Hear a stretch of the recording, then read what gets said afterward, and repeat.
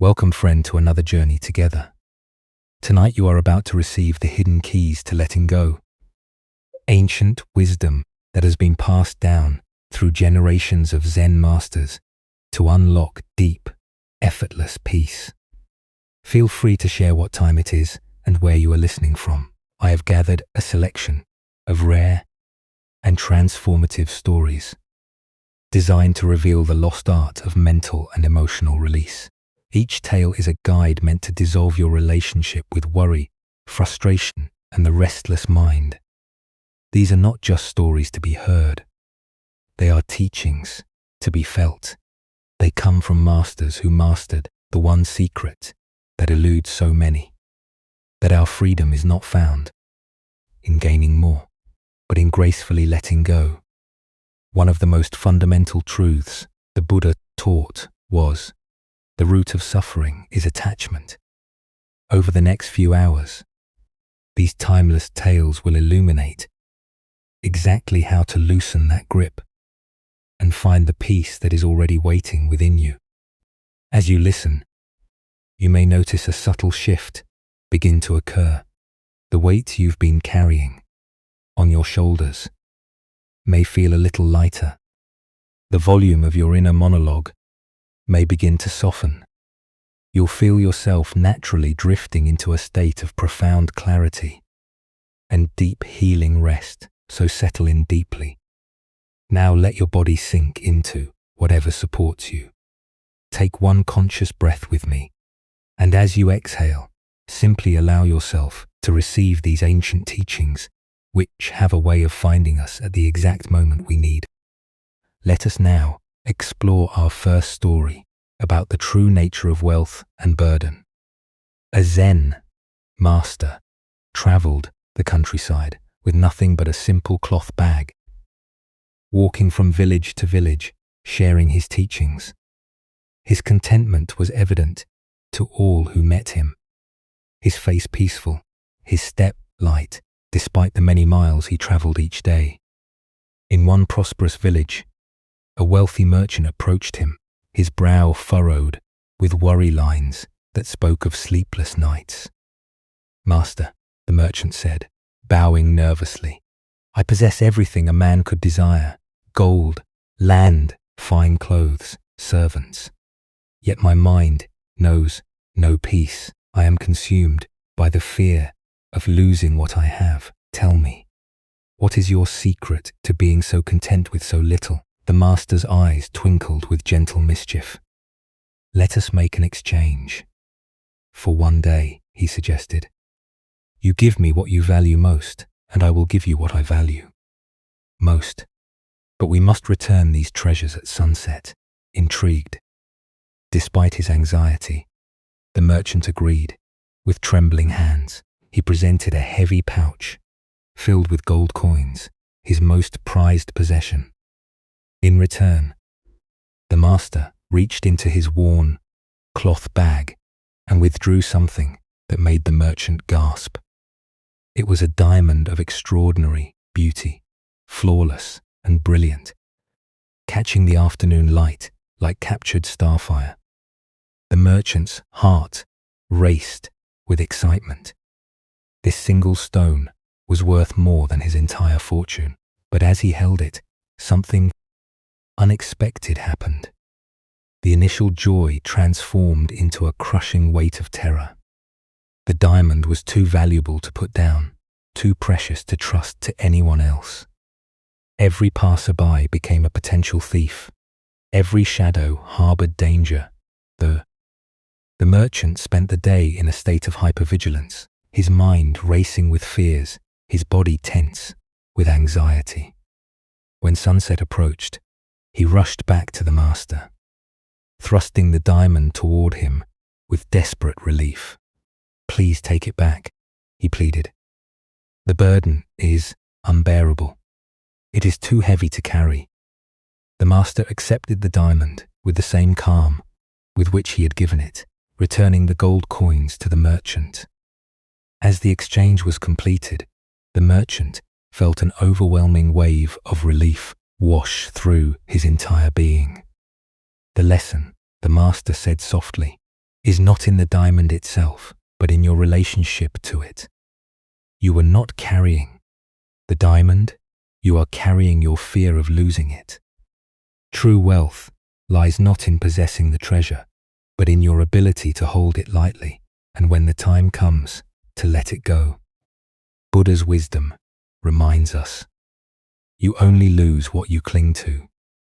The heart of this lesson lies in understanding the difference between having and grasping, between appreciation and attachment. We suffer not because of what we possess or lack, but because of our desperate clinging to things that are by their very nature impermanent. Why do we transform blessings into burdens through our attachment? Zen Buddhism teaches that the ego creates a false sense of security by accumulating and controlling. We believe that if we can just gather enough money, enough success, enough love, we will finally be safe. But this strategy backfires because it makes us prisoners of our possessions. The more we have to lose, the more we live in fear of loss. Consider how this plays out in modern life. The promotion we worked so hard to achieve becomes a source of stress as we worry about maintaining our performance. The relationship we cherish becomes suffocating when we grip it too tightly, afraid our partner might leave. The beautiful home we save for becomes a burden when we're constantly anxious about mortgage payments or property values. Zen Master Suzuki Roshi taught, each of you is perfect the way you are, and you can use a little improvement. This paradox points to the middle way between careless indifference and obsessive attachment. We can appreciate beauty, work toward goals, and care for what matters without the crushing weight of clinging. The diamond in the story represents all the gifts life offers us. Relationships, experiences, achievements, even our own lives. These gifts are meant to be held with open hands, appreciated fully while they're present, and released gracefully when their time has passed. When we grasp too tightly, we squeeze the joy out of the very things we're trying to protect. Buddhist teacher Pema Chan reminds us, the root of suffering is resisting the certainty that no matter what the circumstances, uncertainty is all we truly have. The merchant's suffering came not from the diamond's value, but from his resistance to the uncertainty inherent in possessing something precious. The practice of letting go doesn't mean becoming indifferent or careless. It means developing what Zen calls don't know mind, a state of openness that can receive fully without grasping desperately. When we hold our treasures lightly, we can actually enjoy them more deeply because we're not consumed by the fear of their loss. Tonight, as you consider what you might be holding too tightly in your own life, can you experiment with loosening your grip just slightly? Perhaps it's your savings account, your relationship status, your career trajectory, or even your self-image. What would it feel like to appreciate these gifts without the exhausting effort of trying to control them? As the Buddha taught, in the end, just 3 things matter: how well we have lived, how well we have loved, how well we have learned to let go. Our next story reveals how we create suffering through our refusal to let moments pass. A provincial governor, a man accustomed to deference and control, visited a renowned Zen master. As they sat for tea in the master's simple quarters, the governor filled the air with accounts of his power and influence, describing the complex affairs of state he managed with great self-importance. The master listened with patient attention, his gentle smile never wavering. When an attendant arrived to serve tea, he moved with practiced grace, first filling the master's cup with steady hands. As he turned to pour for the governor, a small fly, seemingly from nowhere, buzzed erratically through the air and dove directly into the stream of hot tea, falling with a tiny splash into the governor's cup. The governor's face transformed instantly into a mask of rage. He slammed his fist on the low table, making the cups rattle. "How dare you serve me this filthy tea?" he roared. "This is an outrageous insult to my office. Have this incompetent fool punished immediately." The master calmly lifted his own cup, took a slow, mindful sip, and regarded the governor with eyes full of compassion. "The fly," he said, in a voice like still water, "had no intention of offending you. It was simply flying, as flies do. The tea had no intention of receiving it. It was simply hot liquid. In a cup, the cup had no intention of holding either. It is simply a vessel.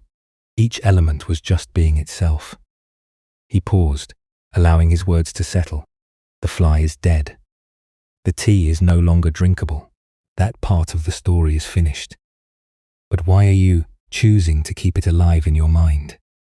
Why carry this tiny corpse with you for the rest of the day?" The governor sat in stunned silence, feeling the heat of his anger slowly drain away like water from a broken dam. In its place came the uncomfortable recognition that he had been disturbed not by a fly, but by his own refusal to let the moment pass. The Buddha once said, holding on to anger is like grasping a hot coal with the intent of throwing it at someone else. You are the one who gets burned. What emerges from this story is our tendency to prolong suffering by refusing to let unpleasant moments die their natural death. Why do we cling so tenaciously to our grievances? Zen Buddhism points to the ego's investment in being right, in maintaining its sense of importance and control. When something doesn't match our expectations, the ego creates a story about why this is wrong, unfair, or personally offensive. We become so identified with this story that we forget it's just a mental construction we're choosing to maintain. The fly in the story represents all the small irritations that punctuate our days. The traffic delay, the rude comment, the spilled coffee, the technology that won't cooperate. These incidents are like weather patterns in consciousness. They arise, exist briefly, and naturally pass away, but we often grab onto them, replay them, elaborate on them, and carry them forward long after their natural lifespan has ended. Think about your own experience. How often do you find yourself rehearsing conversations from hours or even days ago? Continuing arguments that are already over. How much mental energy do you spend on things that went wrong? Situations you can't change, or people who disappointed you. Each replay is like keeping the fly alive in your tea, contaminating the present moment with the residue of the past. Vietnamese Zen master Thich Nhat Hanh teaches, thanks to impermanence, everything is possible. The governor's anger seemed so solid, so justified, but it was just another impermanent phenomenon, arising and passing away. His suffering came from trying to freeze this moment, to keep it alive through righteous indignation. The practice of letting go doesn't mean becoming passive or allowing others to treat us badly. It means recognizing when we're holding on to something that's already finished, when we're animating the corpse of a dead moment through our continued attention to it. We can address practical issues. Perhaps the attendant needs better training without carrying the emotional residue forward. Japanese Zen emphasizes the concept of mono, no aware, the poignant awareness of the impermanence of all things. Even our irritations and disappointments are temporary visitors in consciousness. When we stop feeding them with our attention, they dissolve naturally, making space for whatever wants to arise next. Tonight, as you notice your mind returning to some small disappointment or irritation from today, can you ask yourself, is this fly still alive, or am I keeping its corpse in my tea? Can you honor the natural passing of moments by letting them go when their time is done? As the Buddha taught, do not dwell in the past. Do not dream of the future. Concentrate the mind on the present moment. Let us continue our journey with a tale about finding abundance in loss.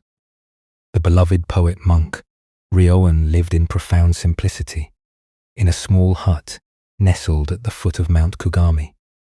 His life was a prayer of contentment, finding joy in the smallest natural wonders.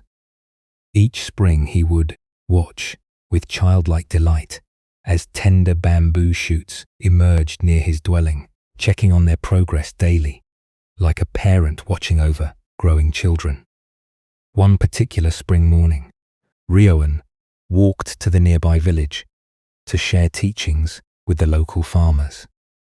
The mountain air was crisp and clean, filled with the songs of returning birds. He spent the day in gentle conversation about the Dharma, his heart full of peace. As evening approached and golden light began to slant through the forest, he made his way home along the familiar mountain path. Upon reaching his hut, Ryoan discovered that someone had dug up all his cherished bamboo shoots. The earth where they had been growing was scattered and empty, small holes marking where each tender shoot had been carefully extracted. A visiting student who had arrived earlier witnessed Ryokan's discovery and was immediately inflamed with righteous anger on his teacher's behalf. "Master Ryoan," the student exclaimed, his face flushed with indignation, "that neighbor has stolen your precious bamboo shoots. We must go to him immediately and demand he return them, or make proper amends. He has robbed you of your spring joy." Ryoan gazed quietly at the disturbed earth where his shoots had grown, showing no trace of sorrow or anger. His expression remained as serene as mountain lake at dawn. After a long moment of contemplation, he turned to his agitated student with eyes that sparkled with gentle amusement. "Yes," he said simply, "the bamboo shoots are gone. That much is true." He paused, then raised his arm to point westward, where the sun was setting in a magnificent display of orange and purple fire across the sky. But look, he could not steal the sunset. Ryan's teaching illuminated a profound truth. When we release our grip on what has been taken from us, we remain open to receive the beauty that can never be possessed by anyone. Buddha spoke of this when he said, "If you let go a little, you will have a little peace. If you let go a lot, you will have a lot of peace." This ancient wisdom illuminates how loss becomes liberations when we stop defining ourselves by what we've lost and open our eyes to what remains infinitely available. Why do we become so consumed by what has been taken that we miss the gifts still being offered? Zen Buddhism teaches that the mind creates a false scarcity by focusing obsessively on the missing piece rather than appreciating the wholeness that surrounds us. We develop tunnel vision, seeing only the empty space where something used to be blind to the abundance that continues to flow. Consider how this pattern manifests in daily life. When someone cancels plans, we might spend the evening frustrated about the social connection we've lost rather than enjoying the unexpected solitude. When we don't get the job we wanted, we might become so focused on the rejection that we miss other opportunities appearing around us. When a relationship ends, we might become so consumed by what we've lost, that we're unable to receive the love that friends and family continue to offer. The bamboo shoots in the story represent all the attachments we form to specific outcomes, particular possessions, or certain people. These attachments are natural and human, but they become sources of suffering when we believe our happiness depends entirely on keeping them. Ryan's neighbor could take the bamboo shoots, but he couldn't diminish the vast web of beauty and wonder that surrounded them both. This reveals a profound shift from scarcity consciousness to abundance awareness. Scarcity consciousness operates from the belief that there isn't enough, not enough love, beauty, opportunity, or joy. So we must hoard whatever good fortune comes our way. We become like misers of experience, clutching our precious moments so tightly that we squeeze the life out of them. Abundance. Awareness recognizes that the universe is continuously offering gifts, but we can only receive them when our hands aren't already full of yesterday's treasures. Watch how this plays out in relationships.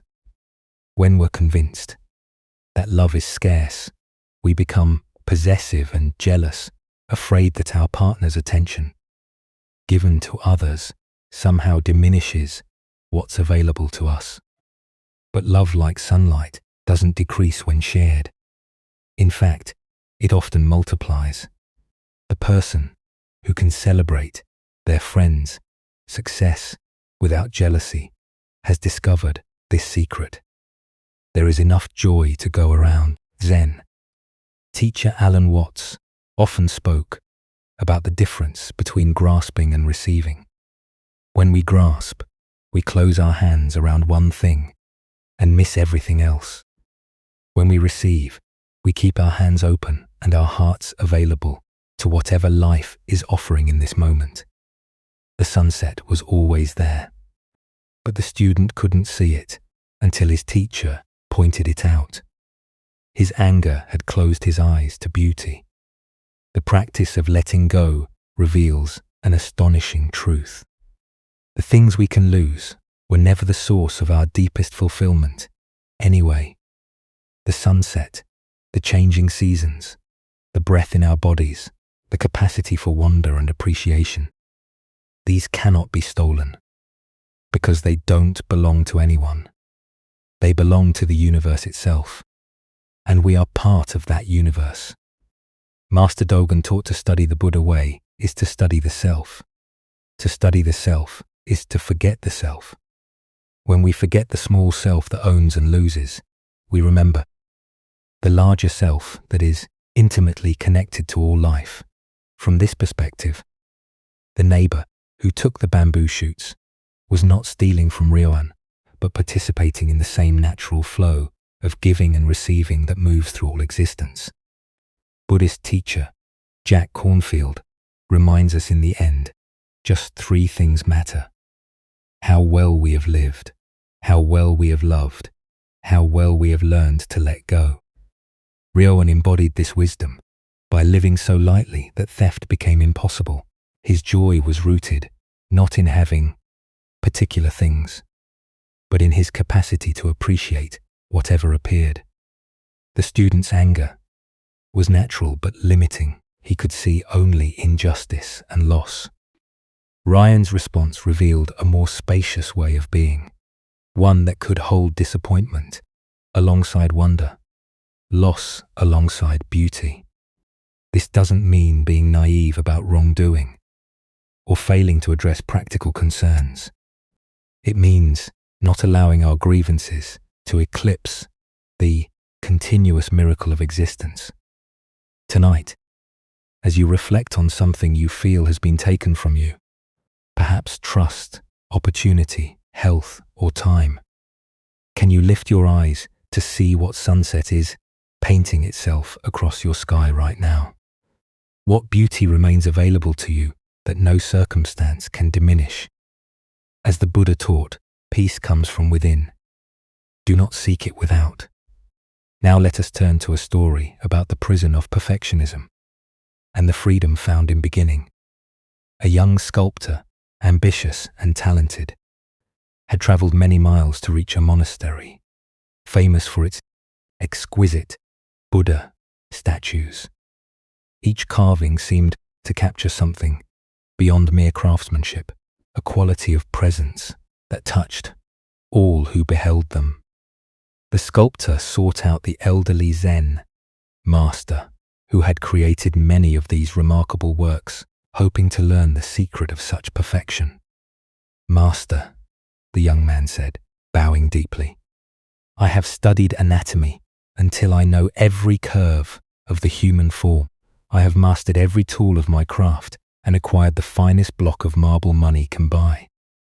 Yet I find myself paralyzed, unable to make even the first cut. I am so afraid of creating something imperfect, so terrified of failing to capture the sublime vision in my mind that I cannot begin at all." The master listened with patient attention, then led the young sculptor to a dusty, forgotten corner of the monastery workshop. There, covered in years of accumulated dust and seeming utterly ordinary, sat a large block of wood. It was unremarkable in every way, neither beautiful nor ugly, neither valuable nor worthless, simply a block of wood waiting. "What do you see?" the master asked quietly. The sculptor looked confused. "I see a block of wood, master. Nothing more." The old master ran his weathered hand over the dusty surface with surprising tenderness. "I have kept this block for 40 years, he said. "When I was your age, filled with the same burning ambition, I saw in my mind's eye the most perfect Buddha statue ever carved. I searched everywhere for the ideal piece of wood, and when I found this one, I knew it was perfect. But I also knew my skill was not yet equal to my vision. So I decided to wait and practice on lesser pieces first." His voice grew softer, almost wistful. "Years passed. My technical skill grew, but somehow my vision of the perfect Buddha also grew, always remaining just beyond my reach. I became so attached to the possibility of absolute perfection that I could never dare to touch this wood. I was afraid to let go of the dream of what it could become." The master's eyes met the young sculptor's. "Taught me the most valuable lesson of my life. Perfection is a beautiful prison. The Buddha is not waiting in some final, flawless statue.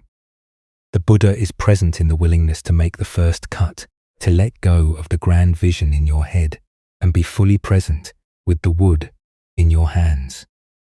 Go now, ruin your marble, only in the courage to begin imperfectly can you discover what wants to emerge." The Buddha understood that our attachment to outcomes creates suffering when he said, "You are what you think. With your thoughts, you make the world." The deeper teaching here shows us how the pursuit of perfection becomes a form of spiritual materialism, using lofty ideals to avoid the vulnerable act of creation. Why do we become so paralyzed by the gap between our vision and our current ability? Zen Buddhism reveals that the ego uses perfectionism as a sophisticated form of procrastination. By setting impossible standards, we protect ourselves from the humbling experience of being beginners, from the necessary failures that teach us what we cannot learn any other way.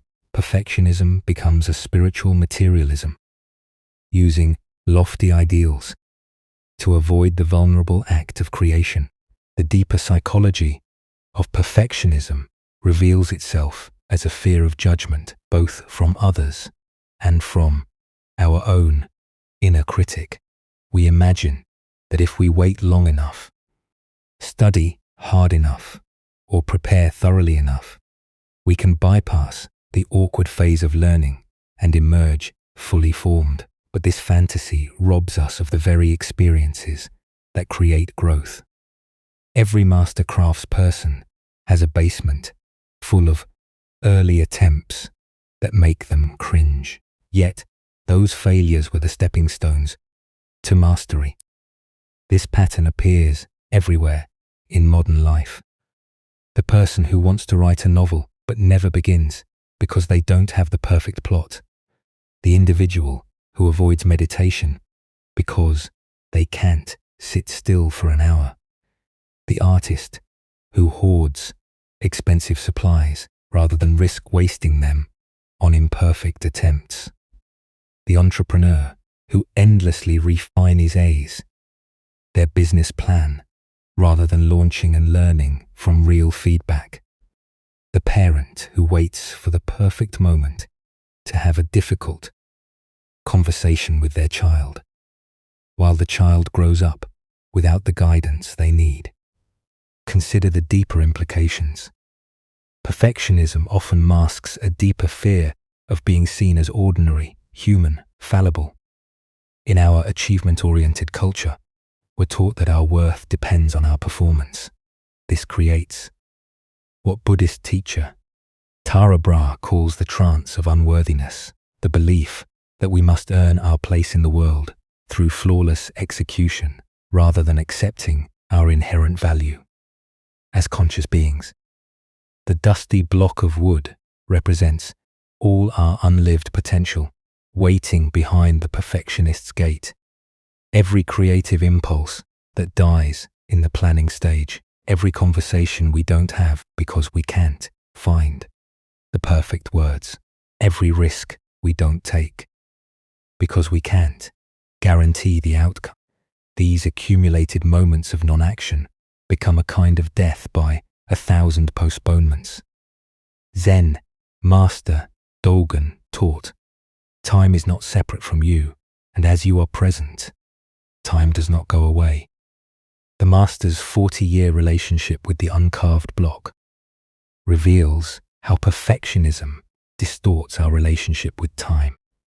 Instead of experiencing the continuous present moment of creative engagement, we live in a perpetual future where conditions will somehow be ideal.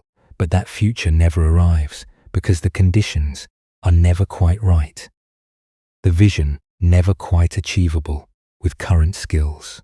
The practice of letting go includes releasing our attachment to outcomes and embracing what Suzuki Roshi called beginner's mind.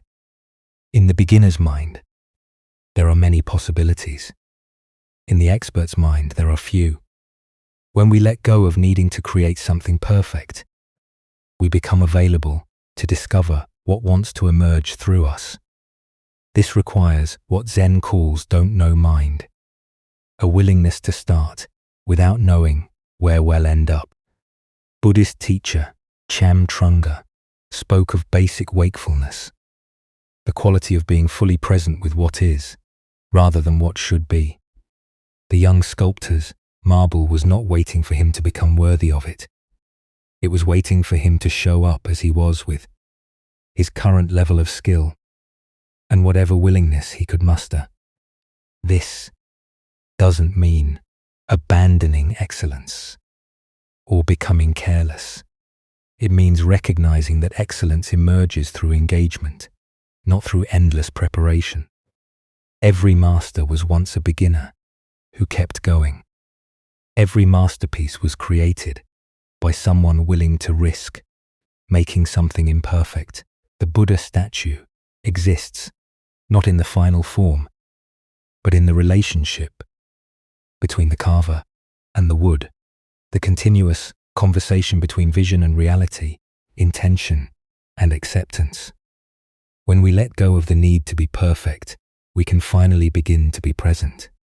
Tonight, as you consider some creative impulse you've been postponing until you feel ready, can you make one small imperfect beginning?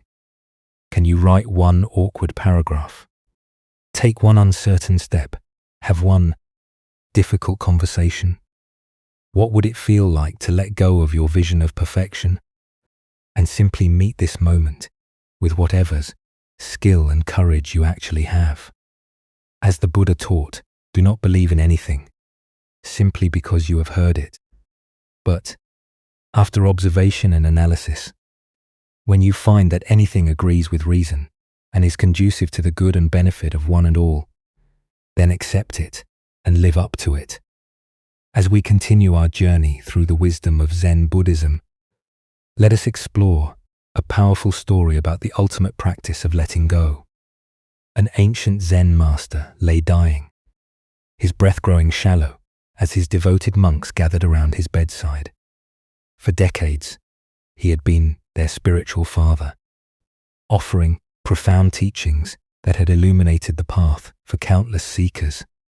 Now, as his life ebbed away, the monks felt a desperate urgency to capture one final piece of wisdom, something they could carry forward to preserve his legacy. The head monk, his heart heavy with impending loss, leaned close to his teacher's ear. "Master," he whispered, voice trembling with emotion, "you have given us so much wisdom over the years. Before you leave us, could you please offer one final teaching? One essential truth that captures the heart of your understanding." The master's eyes, though clouded with approaching death, slowly opened. He looked at each beloved face surrounding him, seeing their grief, their hope, their desperate need for something to hold on to. With tremendous effort, he gathered what little strength remained. In his frail body, his lips parted, and in a voice barely above a whisper, he spoke a single word. "Attention!" The head monk recoiled slightly, surprised and disappointed. He had expected something profound, a complex verse, a philosophical revelation, a spiritual instruction worthy of their teacher's stature.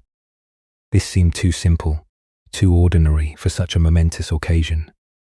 Surely there must be more. "Master," he pressed gently, "is that all? Just attention?" The dying teacher managed the slightest nod, his energy nearly spent, still unsatisfied, feeling that his teacher's final gift was somehow incomplete. The head monk leaned closer. "But, Master, could you not elaborate just a little?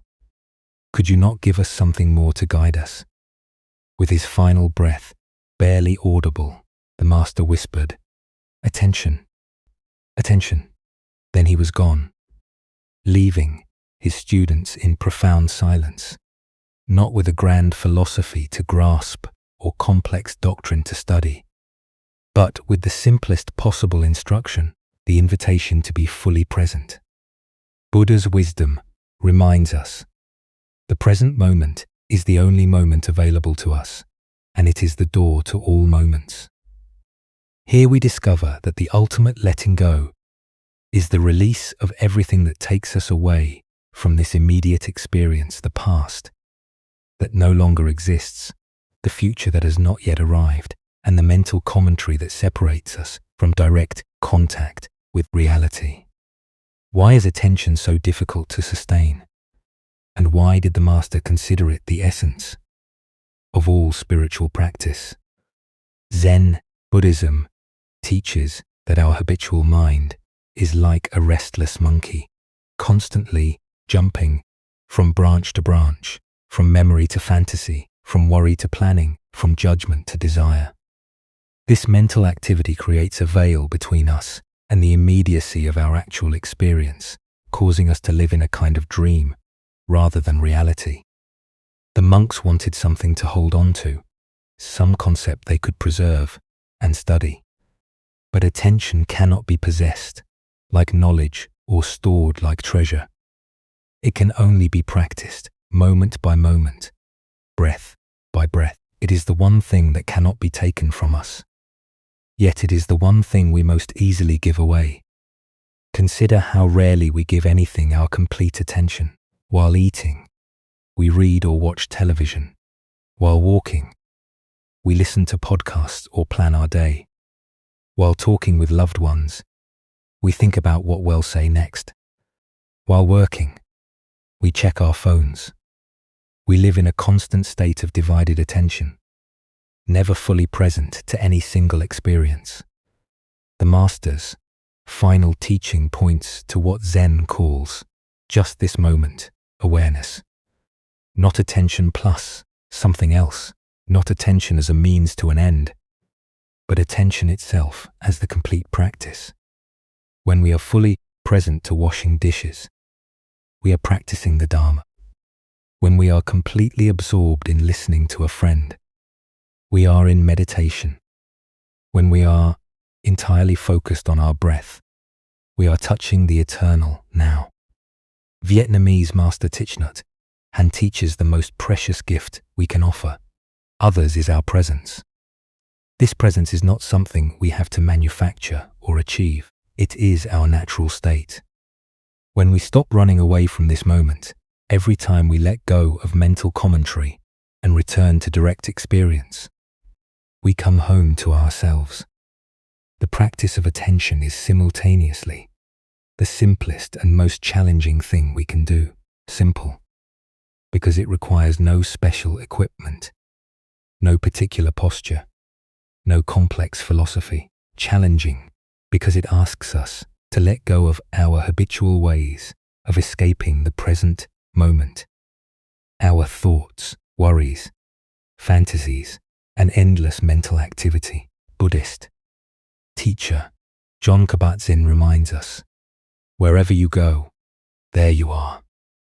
The Master's dying words were an invitation to stop going anywhere else, to stop seeking enlightenment in the future, wisdom in books, or peace in better circumstances. Everything we need is available in this moment, but only when we show up for it completely. The ultimate letting go is letting go of the one who is trying to let go.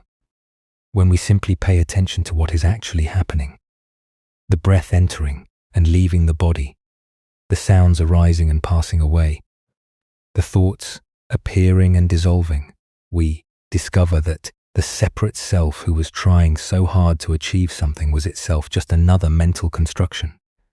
Attention is not a means to an end, but the end itself. Not a path to awakening, but awakening itself. In complete attention, there is no attender and nothing being attended to, just the seamless wholeness of experience itself. Tonight, as you prepare for sleep, can you give your complete attention to just one thing? Perhaps the sensation of your head touching the pillow, the rhythm of your breathing, or the sounds of the night. Can you let go of the need to be anywhere else, to be anyone else, to have any experience other than this one? As the Buddha taught, the mind is everything. What you think you become. As we continue our journey, let us now turn to a story about acceptance and the art of contentment. This is the shepherd's wisdom. Along a dusty mountain road, where wild flowers dotted the hillsides, a weary traveller encountered a shepherd tending his flock. The morning sun climbed steadily higher, and clouds gathered on the horizon, creating an uncertain sky that could promise either gentle rain or scorching heat. The shepherd sat peacefully on a smooth boulder, watching his sheep graze contentedly among wild grasses. His face bore the calm expression of one who had spent countless seasons under open sky, learning lessons that only nature can teach. There was something in his demeanor, a quality of unshakable serenity that drew the traveller's attention. The traveller called out, wiping sweat from his brow, "What kind of weather are we going to have today?" The shepherd looked up with eyes that held mountain, stream, clarity, and smiled with genuine warmth. "The kind of weather I like," he replied simply, as if this were the most obvious answer in the world. The traveller paused, confused. He had expected a practical forecast, that would help him plan his day. Instead, he received what seemed like circular logic, offering no useful information. How do you know it will be the kind of weather you like? The traveler pressed, his voice carrying frustration mixed with curiosity. The shepherd's smile deepened, and he gestured toward the vast sky. Above them, where clouds and clear patches moved in their eternal dance. Having found out, sir, that I cannot always get what I like, he said with the patience of one who had learned life's most essential lesson. I have learned to always like what I get. So, I am quite sure we will have the kind of weather I like. The traveler stood in silence, the profound simplicity of this wisdom settling into his understanding like seeds, finding fertile ground.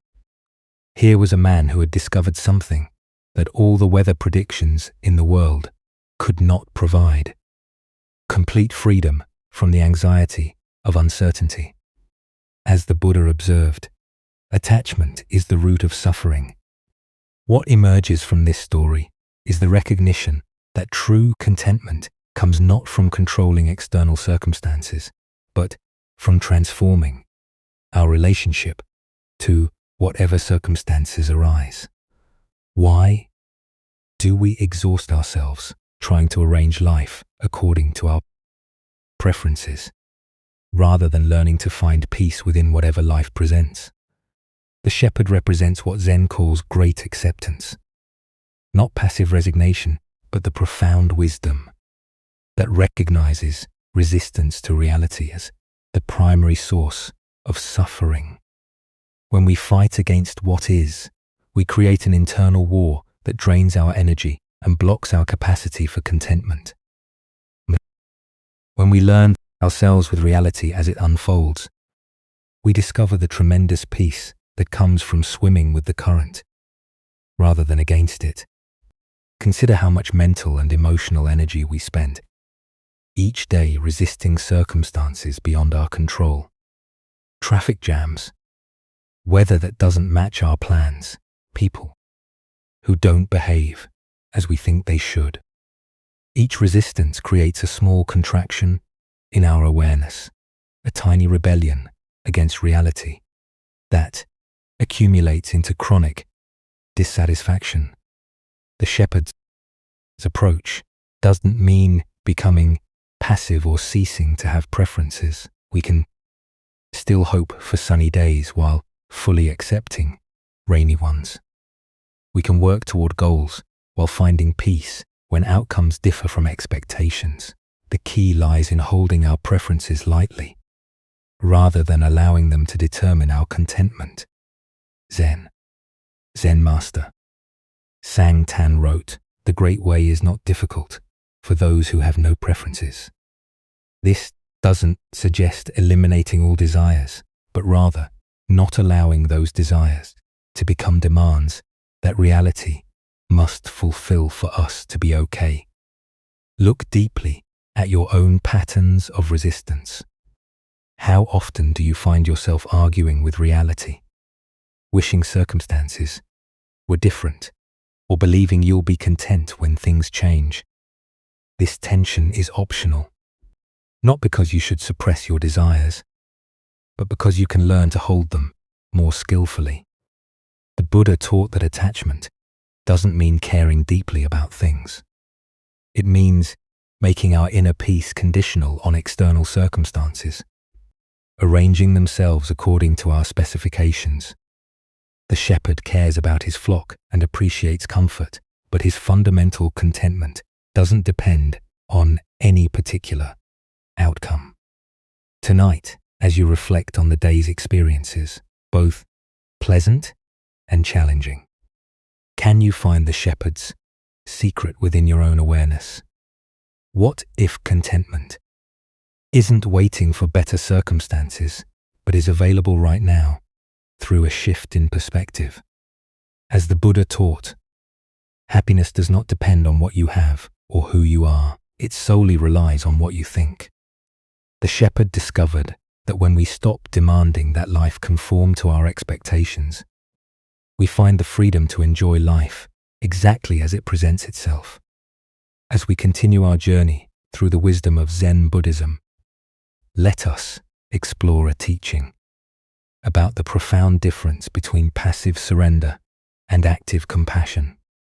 This is the parable of the lion and the fox. In a land where drought had lasted many months and both humans and animals struggled to find sustenance, there lived a man whose heart burned with spiritual longing. Every day he prayed with desperate intensity, asking for the awareness and wisdom that would bring success to his life. His prayers were sincere but filled with anxiety, for he had tried many approaches to prosperity, various jobs, different strategies, numerous plans. Yet nothing had brought him the security and fulfillment he sought. His frustration grew as his resources dwindled and his situation became increasingly precarious. There must be some secret to life that I'm missing, he thought, some spiritual principle that once understood will unlock the doors to abundance and peace. One night, after hours of fervent prayer, he fell into a deep sleep and began to dream. In his dream, a voice spoke to him with crystal clarity. Go into the forest tomorrow morning. There you will find the understanding you seek. The man woke with his heart pounding with excitement and hope. This felt different from ordinary dreams. The voice had carried such authority, such certainty. Without delay, he prepared simple provisions and set out at first light for the ancient forest that bordered his village. For several hours, he wandered among towering trees and winding paths, his eyes searching for some sign, some teacher, some revelation that would provide the answers to his prayers. The morning air was cool and fragrant with wild flowers, but his anxiety made it difficult to appreciate the natural beauty surrounding him. As midday heat began to build, exhaustion forced him to rest beside a small stream. He sat on a smooth boulder, wondering if he had misunderstood the dream's message, when movement caught his eye between two large rocks in a shaded alcove nearby. To his amazement, he discovered a fox lying peacefully in the cool space. But this fox had no legs. Where its limbs should have been, there were only healed scars, yet the animal appeared calm and well-nourished rather than starving or distressed as he would have expected. How does a creature with no ability to hunt or forage managed to survive in the wilderness? Curious and sensing this might be connected to his spiritual quest, he concealed himself and waited to see what would happen. As the sun began to set, painting the forest in golden light, he heard heavy footsteps approaching through the underbrush. A magnificent lion emerged into the clearing, carrying fresh meat in its powerful jaws. Without any apparent reason or expectation of return, the lion gently placed the meat directly in front of the legless fox and then disappeared back into the forest. The man's heart leaped with understanding. "Ah!" he exclaimed silently. "Now I see the secret to success in life. The answer is complete surrender and trust. I don't need to struggle and strive and worry about providing for myself. All I need to do is have faith that the universe will take care of all my needs. God will provide everything, just as the lion provides for the fox. My role is simply to trust and receive." Filled with this new spiritual insight, the man returned home and immediately began practicing what he believed he had learned. He stopped seeking work, stopped making efforts to improve his situation, and instead spent his days in prayer and meditation, waiting for providence to supply his needs, as it had for the legless fox. Days passed, then weeks. His food stores depleted. His strength began to fade, and his situation became desperate. Yet he maintained his faith that his surrender would be rewarded, that his trust would be vindicated by divine intervention. 2 weeks into this experiment, weak from hunger and beginning to doubt his interpretation, the man had another vivid dream. The same authoritative voice that had sent him to the forest now spoke again, but this time with a tone of gentle correction. "Fool," the voice said, "not with cruelty, but with compassionate clarity. Be like the lion, not like the fox." Buddha spoke of this when he said, "Thousands of candles can be lighted from a single candle, and the life of the candle will not be shortened." The story points us toward understanding the profound difference between spiritual surrender and spiritual service. Why do we sometimes mistake passivity for spiritual practice?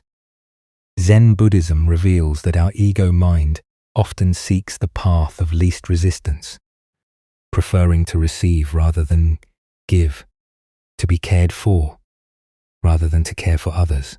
True surrender involves releasing our attachment to outcomes while maintaining wholehearted engagement with compassionate action. The man's initial interpretation represented a common spiritual misunderstanding, the belief that faith means waiting for external forces to solve our problems, but genuine spiritual maturity involves recognizing our responsibility to be the hands and heart through which compassion flows into the world. Look deeply at your own relationship, giving and receiving. Are there areas where you've been waiting for others to provide what you could offer yourself, perhaps waiting for someone else to create the community you long for, to start the project you've envisioned, or to show the kindness you wish to see in the world? This ancient wisdom illuminates the difference between victim consciousness and co-creator consciousness. The fox, through no choice of its own, required care and received it through the lion's generosity. But humans possess capacities the fox lacks: intelligence, creativity, the ability to plan and provide, not only for ourselves, but for others who truly cannot provide for themselves. The deeper teaching here shows us that spiritual awakening doesn't exempt us from worldly responsibility, but transforms how we engage with it. True faith isn't passive waiting, but active participation in the web of interdependence that connects all beings. We are called to be both lion and fox, receiving grace when we genuinely need it, offering strength when others require our support. Consider the people in your life who might be in the fox's position through circumstances beyond their control: illness, age, disability, or temporary crisis. And consider the areas where you have lion-like capacities, skills, resources, energy, or opportunities that could serve others' well-being. Zen Master Dogen taught, to study the Buddha way is to study the self. To forget the self is to be actualized by myriad things. This teaching points toward the natural movement from self-preoccupation to selfless service that marks spiritual maturity. The man's transformation from seeking to be cared for to recognizing his calling to care for others represents the shift from spiritual materialism to genuine Dharma practice. Instead of using spirituality to get what we want, we begin using our gifts to give what others need. In Zen practice, we cultivate what's called the Bodhisattva ideal, the aspiration to work for the liberation of all beings, rather than seeking only our own comfort and security. This doesn't mean we neglect our genuine needs, but that we hold them within the larger context of universal well-being. The Buddha said, "If you light a lamp for somebody, it will also brighten your path." Often, the success and fulfillment we seek comes not through focusing on our own needs, but through dedicating ourselves to serving something greater than our personal concerns. This teaching challenges us to examine our motivations for spiritual practice itself. Are we seeking enlightenment as a form of ultimate self-improvement? Or are we cultivating wisdom and compassion to better serve the world's needs? Are we praying for divine provision? Or are we asking how we can become instruments of provision for others? The voice in the dream offered correction with love, not condemnation. The man's initial misunderstanding was part of his learning process, not a spiritual failure. Sometimes we need to experience our own helplessness before we can understand our power to help others. Tonight, as you consider the gifts and capacities you've been given, can you sense how they might be intended, not just for your own security, but for the welfare of others? Can you feel the difference between spiritual seeking that focuses on what you can get and spiritual practice that asks what you can give? As the Buddha taught, in caring for others, you care for yourself. In caring for yourself, you care for others. The lion's generous feeding of the fox represents the natural flow of compassion that arises when we recognize our fundamental interconnection. By being the lion when we can, we ensure that others will be lions for us when we truly need their care. Let us continue our journey with a story about the unexpected wisdom found in laughter and the suffering we create for taking ourselves too seriously. This is the tale of the monk who discovered his true teacher. In a remote mountain monastery in ancient China, there lived a young monk who approached his spiritual practice with tremendous intensity. Every morning before dawn, he would rise for meditation, sitting in perfect posture for hours without moving. He studied the Buddhist texts with scholarly precision, memorizing sutras and debating philosophical points with fierce concentration. His fellow monks often remarked on his seriousness and dedication to the Dharma. One crisp autumn morning, while studying a particularly complex passage about the nature of emptiness, the young monk encountered something that completely baffled him. The text seemed to contradict everything he thought he understood about Buddhist philosophy. The words appeared clear enough individually, but their meaning together seemed to dissolve into paradox the moment he thought he grasped it. Determined to understand, he carefully marked the passage and made his way to the master's quarters.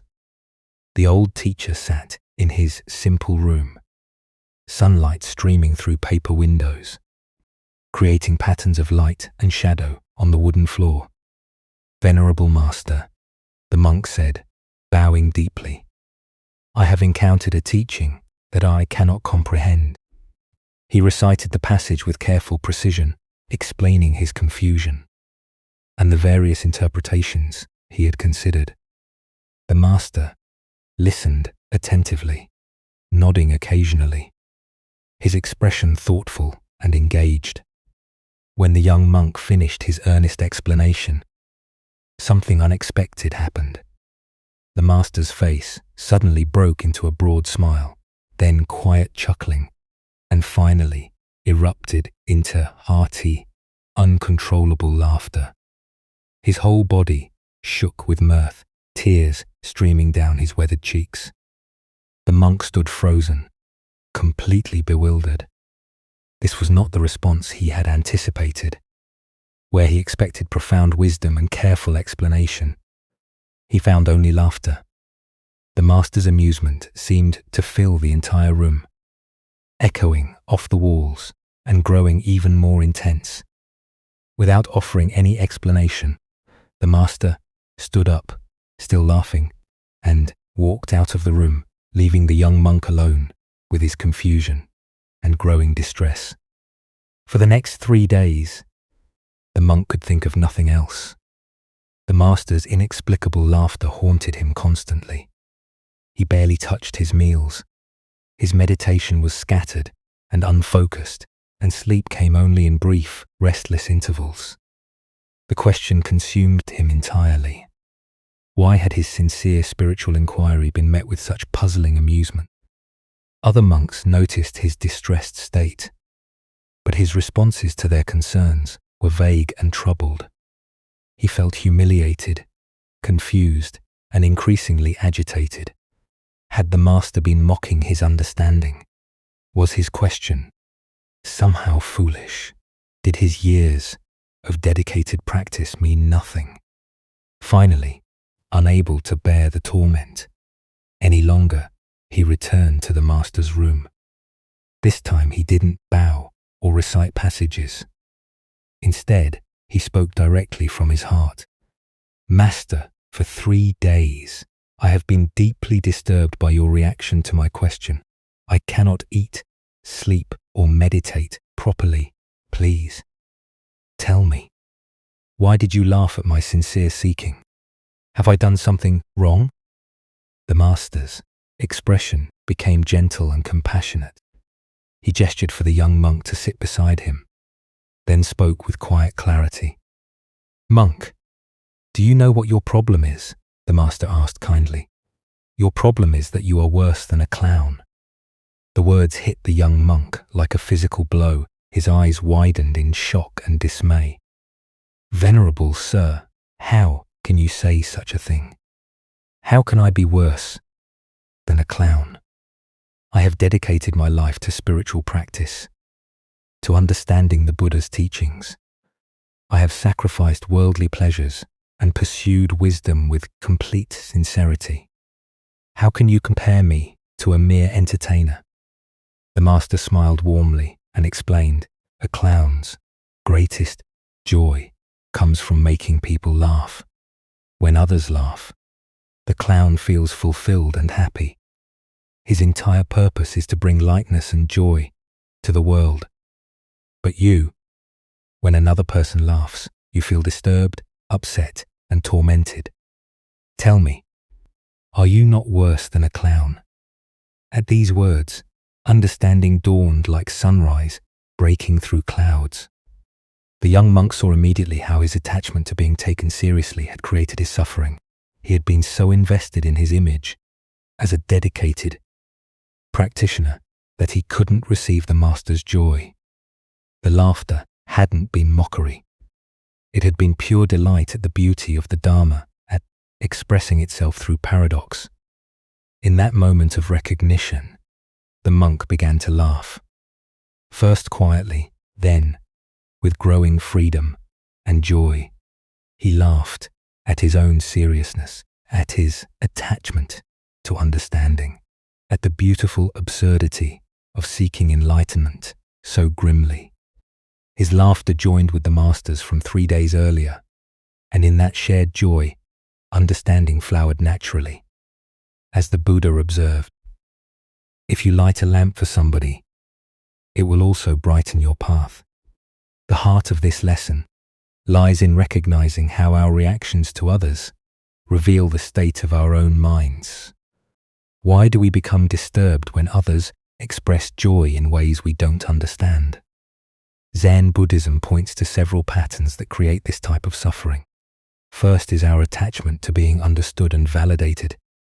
The young monk's disturbance stemmed not from the master's laughter itself, but from his need for his question to be received with the seriousness he felt it deserved. Second is our identification with our spiritual image. When we become attached to being seen as sincere seekers, dedicated practitioners or wise students, we lose the spontaneity and openness that allows genuine learning. The monk's investment in his identity as a serious practitioner made him unable to receive the teaching that was being offered through laughter. Third is our limited understanding of how wisdom can be transmitted. Expect spiritual teaching to arrive in familiar forms, solemn explanations, careful analysis, traditional formats. But enlightenment often comes through unexpected doorways: a master's laughter, a child's innocent question, the sound of a bell, or a moment of complete ordinariness. Consider how often we miss teachings because they don't match our expectations. Perhaps someone's casual comment contains exactly the insight we need, but we dismiss it because the person seems less knowledgeable than us. Maybe life presents us with lessons through situations we find annoying, or people we consider frivolous. Roshi said, "In the beginner's mind, there are many possibilities, but in the expert's mind, there are few." The young monk's expertise had become a barrier to learning. His certainty about how spiritual teaching should look prevented him from receiving the profound lesson being offered. Through unexpected laughter, the story points us toward a fundamental question. Are we seeking understanding, or are we seeking to be understood? Are we open to wisdom arriving in any form, or do we require it to validate our preconceptions? The master's laughter was a teaching about the joy inherent in the Dharma itself, the playful, spontaneous, beyond logic nature of awakened understanding. Tonight, as you encounter responses from others that don't match your expectations, can you remember the monk's revelation? Perhaps someone's laughter when you expected seriousness, their casualness when you hoped for depth, or their joy when you felt the situation called for gravity might contain teachings you haven't yet recognized.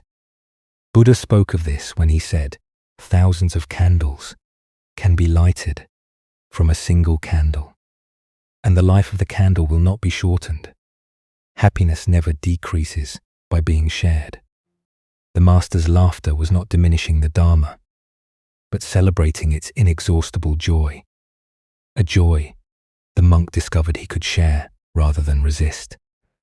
Let us continue on our journey with a story about how our inner landscape shapes our outer experience. This is the tale of the two towns. In a bustling marketplace, where merchants hawked their wares and travelers stopped to rest on their journeys, a wise Zen master had established a modest tea stall. People came not only for refreshment, but for the master's reputation for offering practical wisdom to those facing life's transitions and uncertainties. On this particular day, two different men approached the master's stall, each carrying the same question but embodying very different energies. Both were considering major life changes, both were strangers to this place, and both sought guidance about whether this town might become their new home. The first man arrived with a tense expression, his shoulders carrying the weight of accumulated frustrations. As he approached the tea store, his eyes darted around suspiciously, already assessing and finding fault with what he observed. "I'm thinking of moving to this town," he announced without preamble. "What's it like?" The Zen master looked at the man with gentle attention, noting not just his words, but the quality of energy he brought to the question. Rather than offering immediate description, the master asked his own question. "What was your old town like?" The first man's response came quickly, as if he had rehearsed these complaints many times. "It was dreadful," he said with obvious bitterness. "Everyone was hateful and unfriendly. The neighbors were inconsiderate. The shopkeepers were rude, and the whole place was full of selfish, unpleasant people. I couldn't stand it there anymore. The master nodded thoughtfully, his expression remaining compassionate, despite the negativity pouring from his visitor. This town is very much the same, he replied simply. I don't think you should move here. The first man's face darkened with disappointment and frustration. Without another word, he turned and walked away, muttering under his breath about how this place was probably just as bad as everywhere else. Shortly after the first man departed, the second traveler approached the tea store. His manner was notably different, relaxed, curious, and open. His eyes took in the surroundings with appreciation rather than judgment, and when he smiled at the master, it seemed to come from a place of genuine warmth. I'm thinking of moving to this town, he said cheerfully. What's it like? The master regarded this second visitor with the same careful attention he had given the first, again, choosing to learn more before offering his assessment. What was your old town like? He asked. The second man's face lit up as he considered the question. It was wonderful, he said, with obvious fondness. Everyone was so friendly and helpful. My neighbors looked out for each other. The local merchants knew everyone by name, and there was a real sense of community. I was very happy there. I'm only considering a change because I'm looking for new adventures and opportunities. The master smiled knowingly. This town is very much the same, he told the second man. I think you will like it here very much. The second man's face broke into a delighted grin. He thanked the master warmly and walked away with a spring in his step, already seeing possibilities and connections in his new environment. Buddha's wisdom teaches us all that we are is the result of what we have thought. The mind is everything. What we think we become. This ancient insight illuminates the profound truth demonstrated by the masters, seemingly contradictory responses to the two travelers. Here we discover one of the most fundamental principles of human experience. We don't see the world as it is, but as we are. The master gave identical answers to both men because he recognized that their questions revealed far more about their internal states than about their external circumstances. Why do some people find community and kindness wherever they go, while others encounter hostility and disappointment in the same environments? Buddhist psychology explains that our perceptual filters, shaped by our habitual mental patterns, literally create our experienced reality. We notice evidence that confirms our existing beliefs, while filtering out information that contradicts them. The first man carried what modern psychology might call a negative attribution bias, the tendency to interpret ambiguous situations in the most negative possible way. His mind was like a magnet for negative experiences, not because the world was inherently hostile, but because that's what he was conditioned to see. The second man demonstrated the opposite pattern, a generous attribution style that assumed the best in others and looked for positive connections. His mind was attuned to kindness and possibility. Consider how this plays out in daily life. Two people can work in the same office and have completely different experiences. One sees politics, competition, and dysfunction everywhere. The other finds mentorship, collaboration, and growth opportunities in the same environment. This doesn't mean that objective conditions don't matter or that all experiences are equally positive. Rather, it points to the enormous influence our mental habits have on shaping our lived reality. As Zen teacher, John Kabat-Zinn says, "Wherever you go, there you are." We carry our internal weather with us, and it colors everything we encounter. The master's wisdom lay in recognizing that no external change of location could solve the first man's problem. If he moved to this town with the same negative, perceptual filters, he would recreate the same disappointing experiences he was trying to escape. This insight has profound implications for how we approach life changes and problem solving. Often, when we're unhappy with our circumstances, our first instinct is to change the external conditions. But if we don't address the internal patterns that created our dissatisfaction, we simply recreate similar problems in new settings. But this principle works in both directions. When we cultivate mental habits of appreciation, curiosity, and goodwill, we begin to notice more evidence supporting those perspectives. The world doesn't magically change, but our capacity to see its positive qualities expands dramatically. Tonight, as you reflect on your own experiences of community, work, and relationships, can you notice the interpretive lens through which you typically view these interactions? Are you more like the first traveler, scanning for problems and disappointments, or the second, looking for connection and possibility? As the Buddha taught, the mind is everything. What you think, you become. The most powerful tool for transforming our external experience lies not in changing our circumstances, but in changing the quality of awareness we bring to whatever circumstances we encounter. Let us now explore a story about choice, responsibility, and the power we hold in every moment. This is the tale of the young man and the bird. A clever young student had grown tired of his teacher's seemingly wise responses to every question.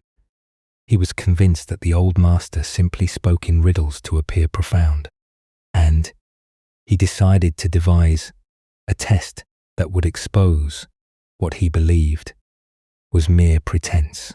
After thinking for several days, he conceived what he thought was the perfect trap. One morning, the young man caught a small sparrow in the garden. The tiny bird trembled in his cupped hands, its heart beating rapidly against his palms. He held it carefully behind his back as he approached his teacher, who was sitting peacefully in the morning sunlight, reading ancient texts.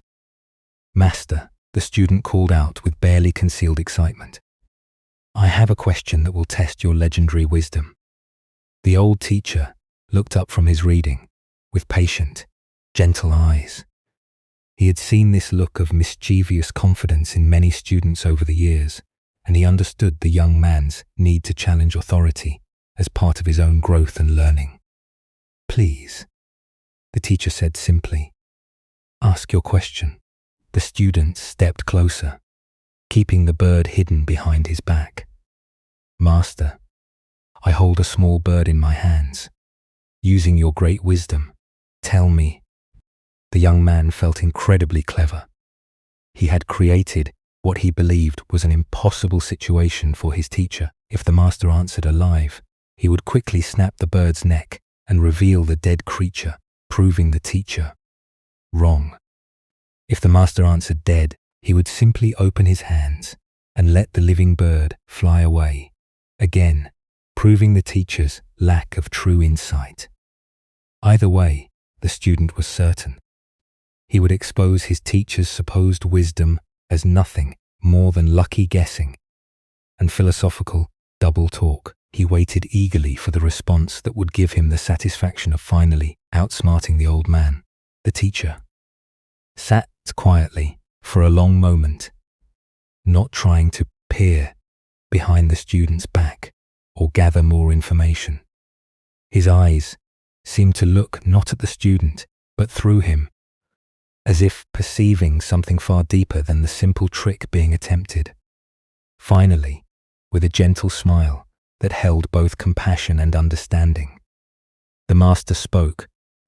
"The answer, my young friend, is in your hands." The student stood frozen, his mouth hanging open slightly. In 3 simple words, his elaborate trap had been completely dismantled.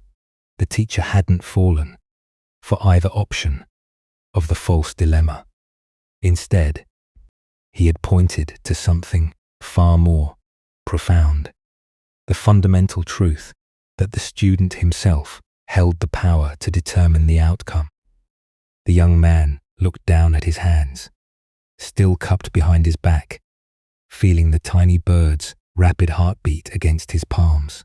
He realized with startling clarity that the master was right. The bird's fate had never depended on the teacher's answer or supposed wisdom. It had always been entirely in the student's control. More than that, he began to understand that this was true about far more than just this moment. The power to choose life or death, creation or destruction, compassion or cruelty, all of it was always in his hands in every situation, every day. Slowly, the young man brought his hands forward and opened them. The small bird sat still for just a moment, as if gathering itself, then spread its wings and flew into the blue sky, disappearing among the trees. Buddha's wisdom teaches us we are what we think. All that we are arises with our thoughts. With our thoughts, we make the world. This ancient wisdom illuminates the profound responsibility that comes conscious choice and the recognition that we are always the architects of our own experience. Why do we so often look outside ourselves for answers that can only be found within Zen Buddhism? Points to our tendency to seek authority, figures who will tell us what to do, what to think, what to choose. But the deepest teaching is that true wisdom cannot be given from one person to another. It can only be discovered through our own conscious engagement with life. The student's question seemed to be about the teacher's insight, but it was actually about his own power. He was so focused on proving the master wrong that he almost missed the profound truth being offered, that every moment presents us with choices that shape not only our immediate circumstances, but our character and destiny. Consider your own daily decisions, both large and small. How often do you wait for someone else to tell you what the right choice is? How frequently do you seek permission, approval, or guidance for decisions that ultimately rest entirely in your own hands? The young man's bird represents all the power we hold, but sometimes fail to recognize. In our relationships, careers, and spiritual development, we constantly face moments where we hold something precious in our hands. The well-being of others, our own integrity, opportunities for growth or destruction. The outcome depends not on external circumstances or other people's wisdom, but on what we choose to do with the power we possess. The Master's response reveals something crucial about authentic teaching. True teachers don't give answers. They point us back to our own capacity for wisdom. They help us recognize the choices we're already making and the power we already possess, rather than encouraging dependence on their authority. Zen teacher Charlotte Jukobeck said, "We are always in choice, even when we think we're not." The bird in the student's hands represents all the moments when we convince ourselves we have no options, no power, no responsibility. But consciousness always involves choice, and choice always involves responsibility. Look deeply at a current challenge in your life. Where are you waiting for someone else to provide answers, solutions, or direction? What would change if you fully recognize that the power to shape the outcome is already in your hands? This doesn't mean you have control over all external circumstances, but you always have choice about how you respond. The Buddha taught the mind is everything. What you think you become. Every thought, every intention, every action is like the student's choice with the bird, an opportunity to create life or death, beauty or suffering, wisdom or ignorance. The answer is always in our hands. Tonight, as you consider the various situations in your life where you seek guidance or feel powerless, can you sense the truth the Master was pointing to? Can you feel the weight of the choices you carry every day, not as a burden, but as the fundamental dignity of conscious existence? As the Buddha observed, no one saves us but ourselves. No one can, and no one may. We ourselves must walk the path. The bird flies free, not because of the teacher's wisdom, but because of the student's choice. In recognizing our own power, to choose life over death, compassion over cruelty, truth over deception, we discover that the answer to every important question has always been in our hands. As we continue our journey through the wisdom of Zen Buddhism, let us explore a story about true spiritual power. This is the tale of the miracle of ordinary living. At Ryumen Temple, the renowned Zen master was sharing the Dharma with a large gathering of devoted students. The hall was filled with people sitting in quiet attention, absorbing his simple yet profound teachings about living with natural awareness. The evening light filtered through the temple windows, creating an atmosphere of peace and contemplation. In the midst of his discourse, a disturbance arose near the back of the hall. A Shin-chu priest, whose own temple had been losing followers to Bankes' growing reputation, pushed his way through the crowd with obvious agitation. His face was flushed with jealousy, and his movements were sharp with competitive energy. Bankai paused his teaching and looked toward the commotion with patient curiosity. "What is this noise that interrupts our evening together?" he asked gently, his voice carrying no irritation despite the disruption. The priest stood up boldly, his voice rising above the murmur of the crowd. "The founder of our sect," he boasted loudly, had such miraculous powers that he held a brush in his hand on one bank of the river. His attendant held up a paper on the other bank, and the teacher wrote the holy name of Amida through the air. "Can you do such a wonderful thing?" The gathered students turned their attention between the challenging priest and their teacher, curious how Banki would respond to this test of his spiritual abilities. Some expected a demonstration of supernatural powers. Others wondered if their master would engage in debate. Bankai smiled with the gentle amusement of someone who understood the priest's confusion completely. "Perhaps your fox can perform that trick," he replied lightly, "but that is not the manner of Zen.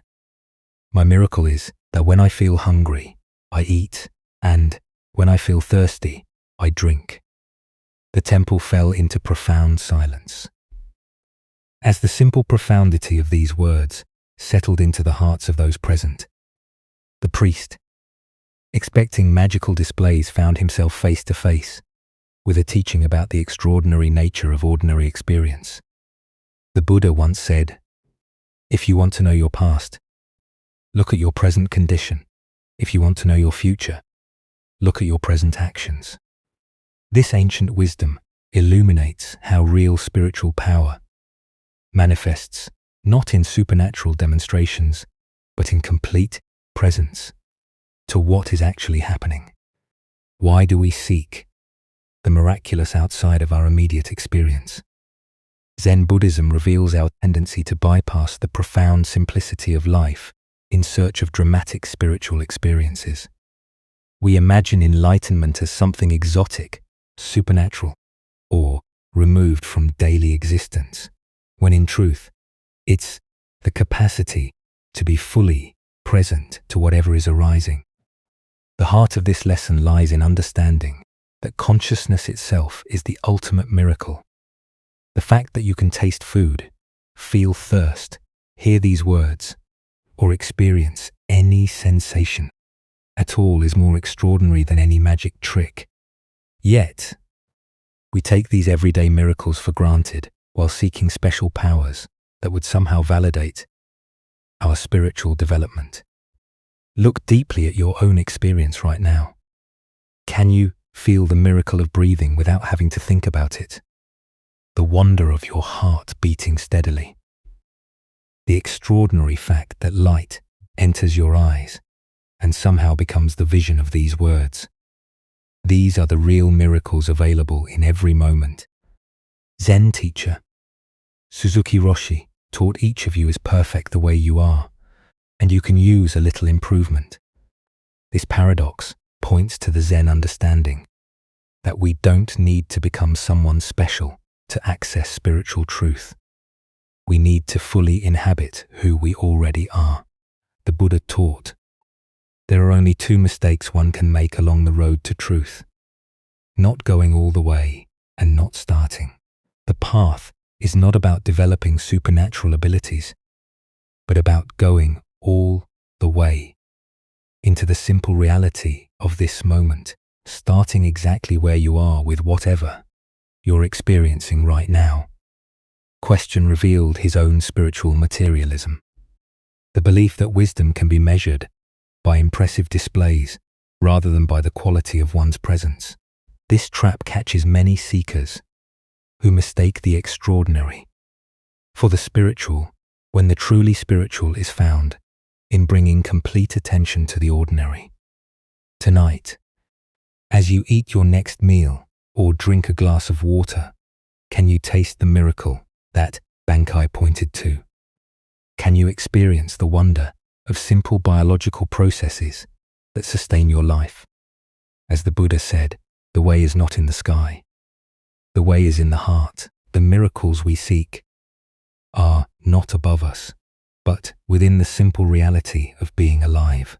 Let us continue on our journey with a story about discovering the source of true freedom. This is the tale of the student and the master's heart. In a peaceful monastery garden where cherry blossoms drifted like snow, a young student approached his teacher during evening meditation. The master sat beneath an ancient maple tree, twilight painting the sky in soft purples and golds. This student had been practicing earnestly for years. Yet lately, questions had been arising that reached deeper than formal instruction. Taking a seat beside his teacher, the student gathered courage to voice what had been troubling him. "Master," he began quietly, "when I was young, I had a deep desire for my family and loved ones to be proud of me. I wanted to excel in studies, to accomplish things that would make them beam with joy. Were you ever the same way?"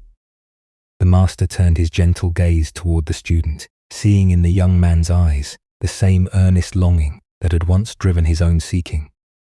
After contemplative silence, he replied simply, "Yes, I was very much the same." The student felt relief at this admission. "Why did you desire their pride so intensely?" he asked. "What was driving that need for approval?" The master smiled with tender recognition. "I wanted them to feel they had more reason to love and accept me," he said thoughtfully. "If I could make them proud, surely their love would be secure and abundant. But the reason I desired this went even deeper." The student leaned closer, sensing they were approaching something essential. "I sought their love so desperately," the master continued, "because I in turn would feel I had sufficient reason to love and accept myself. I was seeking permission from others to feel good about who I was. Their approval would be evidence of my worthiness, even to myself. That was what lay at the root of all my striving." The master paused, watching the first stars appear.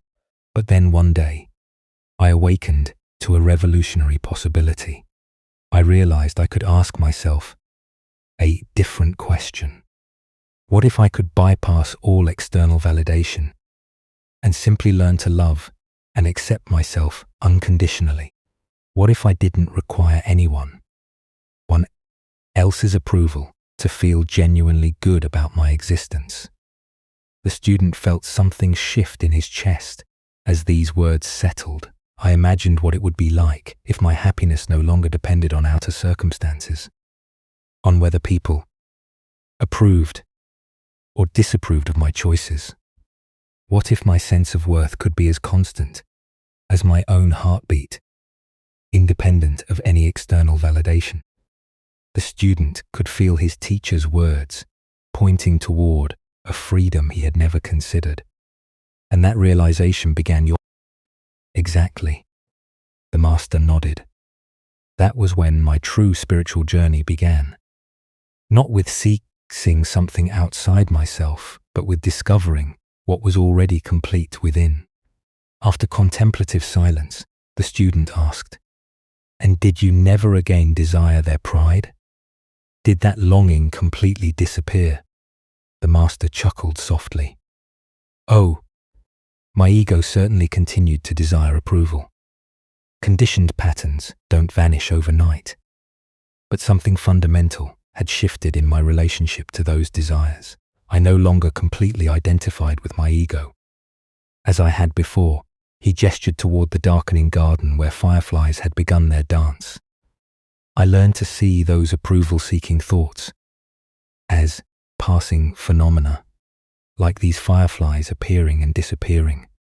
I could observe them with interest and compassion, but I no longer gave them power to determine my worth. "So, you still cared?" "What others thought?" the student asked. "I respected their opinions and honored their perspectives," the master replied, "but I no longer gave them so much weight. Their approval became like weather, sometimes pleasant, sometimes not, but no longer the determining factor in whether I felt at peace with myself." The master's face radiated quiet joy, and never had I felt so free as when I finally released myself. In this way, it was like discovering I had been carrying invisible chains for decades, and suddenly they fell away. The love I had been seeking outside was revealed to have been within me all along. Buddha's wisdom reminds us, if you truly loved yourself, you would never hurt yourself with destructive thoughts, actions, or choices. This teaching points to the heart of the master's discovery.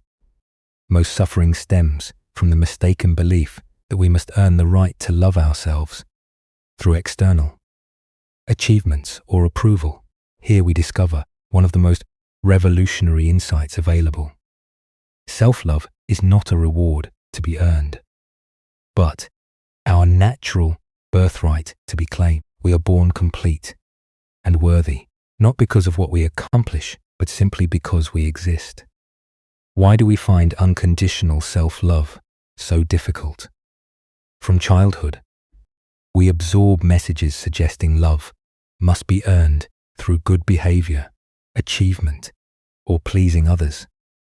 We learn to treat ourselves the way we were treated, often with criticism and conditions. These patterns become so familiar that unconditional self-acceptance feels foreign. Our culture intensifies this conditioning by promoting the myth that happiness comes from external sources. Each message reinforces the delusion that we are incomplete as we are. Consider how much mental energy goes toward managing others' opinions. How often do you modify authentic expression to gain approval? How much self-worth depends on external feedback rather than internal recognition of inherent value? When we love ourselves unconditionally, we create a foundation of fulfillment that allows us to enjoy others' affection without depending on it. We can receive compliments with gratitude, rather than desperate hunger, and handle criticism without devastation because our core worth remains untouched. The Buddha said, You can search throughout the entire universe for someone more deserving of your love and affection than you are yourself, and that person is not to be found anywhere. You yourself deserve your love and affection. This isn't narcissism. It's recognition of fundamental truth about consciousness itself. Tonight, as you rest in this moment's quiet, can you sense the presence that is reading these words? This awareness that knows your thoughts and witnesses your experiences is not improved or diminished by anything that happens. It remains constant and clear, like space itself. What would it be like to treat this aware presence with the tenderness it deserves? Perhaps you could offer yourself the same patience you'd give a beloved child learning, or the same compassion you'd feel for a friend in difficulties. As the Buddha taught, hatred is never appeased by hatred. By non-hatred alone is hatred appeased. Self-criticism is never healed by more self-criticism. Only by learning to love ourselves exactly as we are do we create inner conditions for authentic transformation. In discovering this unconditional love within, we find the freedom we sought. Through others, approval was always here, beating steadily in our own hearts. Our next story reveals the profound difference between spiritual performance and authentic understanding. This is the teaching of the head that wished to be severed in the great monastery of Chao, where hundreds of monks gathered daily for meditation and study. The morning routines followed ancient rhythms. After the pre-dawn sitting, as the first light touched the mountain peaks surrounding the monastery, monks would disperse to their various duties. Some to the gardens, others to the kitchens, still others to copying sacred texts or maintaining the buildings. One particular morning, the venerable abbot, Cho Cho, made his customary walk through the monastery grounds, checking on the well-being of his students and the condition of their practice. His presence was both gentle and penetrating. Monks never knew when their most casual words might become profound teachings, or when their deepest spiritual insights might be revealed as mere intellectual concepts.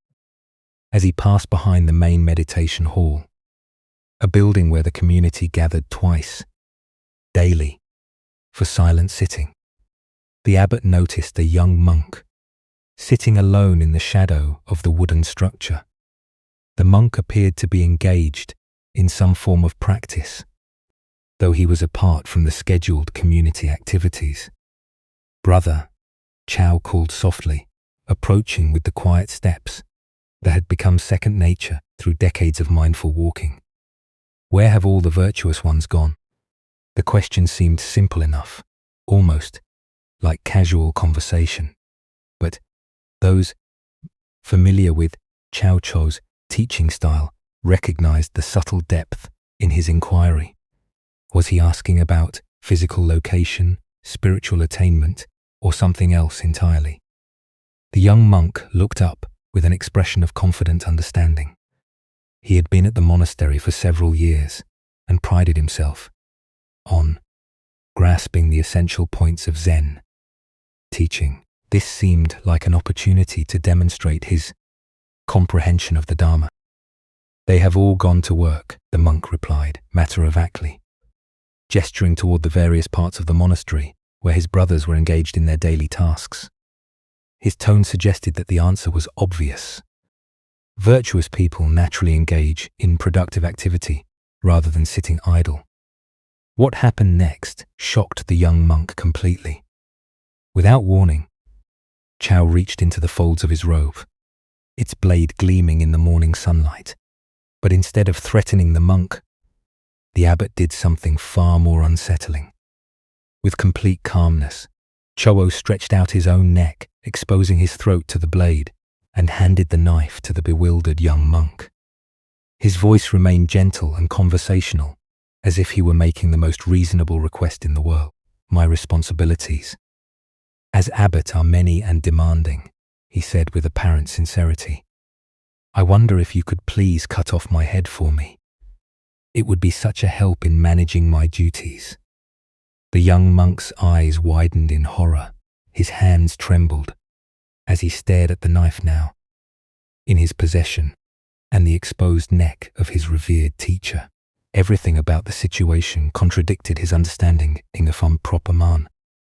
of proper monastic behavior, spiritual teaching, and basic human decency.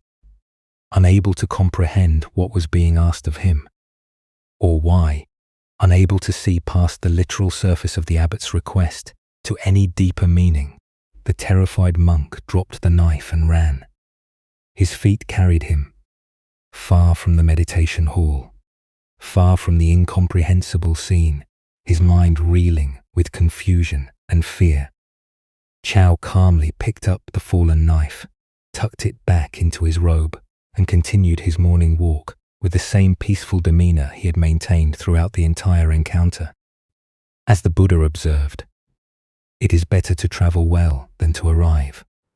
What emerges from this story is a teaching about the vast difference between intellectual understanding and genuine realization.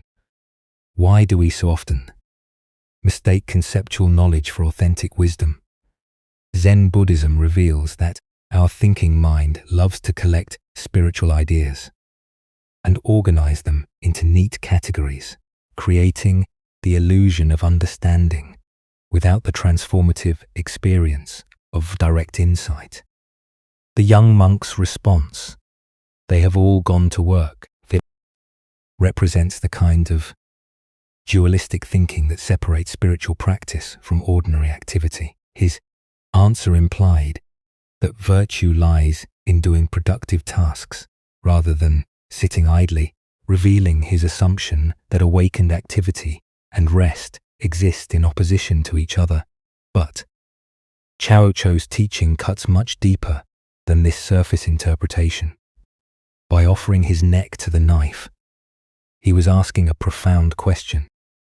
If the monk truly understood that all the virtuous ones had gone to work, what work was most essential? If responsibility truly mattered, what was the most compassionate response to suffering? Look deeply at your own spiritual assumptions. How often do we divide life into spiritual activities and mundane ones, important work and trivial tasks, sacred moments and ordinary time? This dualistic thinking keeps us from recognizing that every moment offers opportunities for awakened response. The abbot's gesture points toward the heart of Zen understanding. Genuine compassion sometimes requires actions that transcend conventional thinking. When someone is truly suffering under the burden of responsibility, attachment, or spiritual seeking itself, what is the most loving response? Sometimes it requires cutting through the very thing that seems most precious. Our concepts, our roles, even our sense of separate self. Zen Master Lingyi taught, "Kill the Buddha." This famous saying points to the same radical teaching Chao offered. Any fixed idea about enlightenment, any attachment to spiritual roles or concepts becomes an obstacle to direct realization. True compassion sometimes requires destroying the very thing we're trying to protect. The young monk's terror and flight revealed how completely he missed this deeper level of teaching. He remained trapped in literal interpretation, unable to see past the surface of the abbot's words to their transformative invitation. His spiritual understanding, though articulate, remained purely conceptual. Consider your own relationship to spiritual responsibility and helping others. When someone asks for help with their suffering, do we offer concepts and advice, or do we respond from a deeper place of understanding? Are we willing to sacrifice our comfortable spiritual positions to meet others exactly where they are? This ancient wisdom illuminates the difference between talking about virtue and embodying it. The monk could identify where virtuous people go and what they do, but when faced with an opportunity for radical compassion, he fled. His knowledge remained divorced from spontaneous awakened action. In Zen practice, we cultivate what's called great doubt, a willingness to question even our most cherished spiritual understandings. This doubt isn't cynicism, but openness to discoveries that transcend our current conceptual frameworks. Are we prepared to have our spiritual certainties challenged, even destroyed, if it serves awakening? Tonight, as you encounter opportunities to help others with their burdens, can you sense the difference between offering what you think they need and responding from genuine understanding? Can you feel how true compassion sometimes requires cutting through your own comfortable assumptions about what constitutes appropriate spiritual behavior? Buddha spoke of this when he said, "In caring for others, you care for yourself. In caring for yourself, you care for others." The abbot's offer to sacrifice his own head points toward this non-dual understanding. When we truly see interconnection, the boundaries between self and other, helper, and helped begin to dissolve into spontaneous, compassionate action. Let us continue on our journey with a story about the intensity required for genuine spiritual awakening. This is the tale of the drowning lesson beside a crystal-clear mountain river, where water flowed over smooth stones with the endless song of moving current. A hermit had established his practice. For years, he had lived in solitude, finding in the rhythm of flowing water and changing seasons a perfect mirror for the movements of his own consciousness. One morning, as golden sunlight filtered through the canopy and the air carried the fresh scent of mountain laurel, a young man approached the hermit's simple dwelling. The seeker had traveled far, his clothing dusty from the journey, his face earnest with spiritual longing. "Master, Master," the young man said, bowing respectfully, "I wish to become your disciple." The hermit looked up from his contemplation, studying the newcomer, with eyes that had grown accustomed to reading the subtle signs of genuine versus superficial spiritual interest. "Why?" the hermit replied simply. The young man paused, considering his answer carefully. "Because I want to find God," he said finally, believing this to be the most noble response. What happened next took the seeker completely by surprise. Without warning, the hermit sprang to his feet, grabbed the young man by the scruff of his neck, and dragged him toward the river. Before the stunned visitor could protest, he found himself being pushed into the clear, cold water. The hermit's strong hands forced the young man's head beneath the surface and held him there. Panic set in immediately. The seeker's lungs began to burn as his oxygen depleted.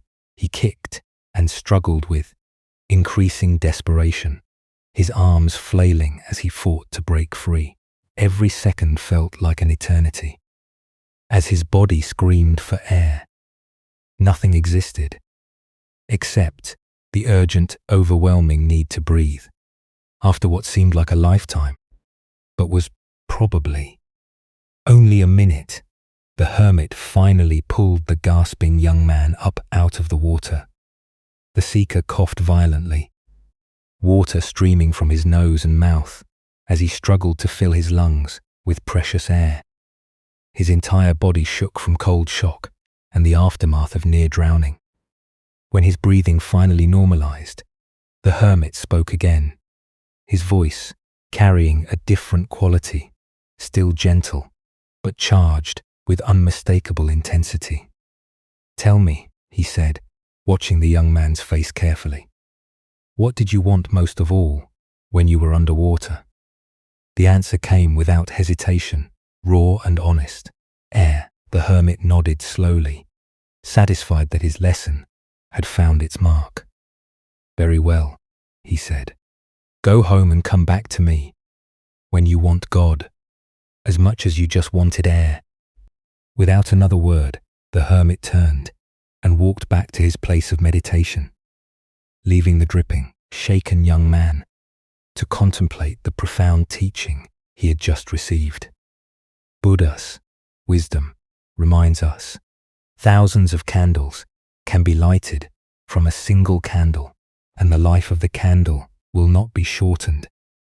Yet, this wisdom must be ignited by genuine spiritual fire, not merely intellectual interest. The hermit's dramatic teaching illuminates the difference between casual spiritual curiosity and the total commitment that authentic awakening requires. What emerges from this story is recognition that spiritual seeking demands the same intensity and urgency we naturally bring to physical survival. The young seeker thought he wanted God, but his desire was still within the realm of preference rather than necessity. He wanted spiritual awakening as an addition to life rather than as life itself. Why do we approach spiritual development with tentative commitment? First is our attachment to comfort and the familiar. Genuine transformation requires letting go of who we think we are, which the ego experiences as death. Second is our misunderstanding of what spiritual seeking entails. Popular culture presents awakening as a pleasant expansion, but traditional teachings describe it as a dismantling of illusion. Third is our tendency to compartmentalize in spirituality as one area among others, rather than a complete reorientation of our relationship to existence. Consider how this plays out in contemporary seeking. We collect techniques like trophies, jumping from meditation retreats to healing workshops to consciousness conferences, accumulating experiences without allowing any single practice to fundamentally transform us. We want the insurance policy of spiritual development without paying the premium of total dedication.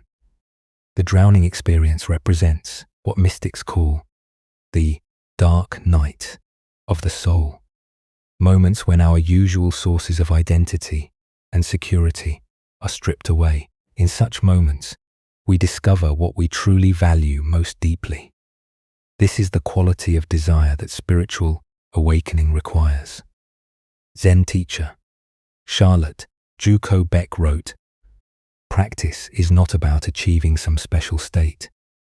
Practice is about being willing to die to who you think you are." The hermit's lesson brought the young seeker face to face with this death-like quality of authentic spiritual work. This intensity doesn't mean spiritual practice should be grim. Rather, it means bringing the same passionate engagement to inner development that we naturally bring to whatever we value most deeply. A musician practicing for Carnegie Hall, a scientist pursuing a breakthrough, all demonstrate the focused dedication that spiritual awakening requires. The river represents the flow of ordinary consciousness, where we spend most of our time skimming along the surface. Being pushed underwater symbolizes the necessity of going deeper into the unconscious patterns that actually govern our lives. This depth work requires the same survival level intensity the seeker experienced when deprived of air. Tonight, as you consider your own spiritual aspirations, can you honestly assess the quality of your desire? Is your seeking driven by curiosity and preference, or by necessity? What would it mean to want truth as much as you want your next breath? As the Buddha taught, The way is not in the sky. The way is in the heart. The path to awakening lies not in accumulating more spiritual experiences, but in bringing the totality of our being to whatever practice we choose. Let us now turn to a story about the nature of identity and the mystery of consciousness itself. This is the tale of Trangu and the butterfly.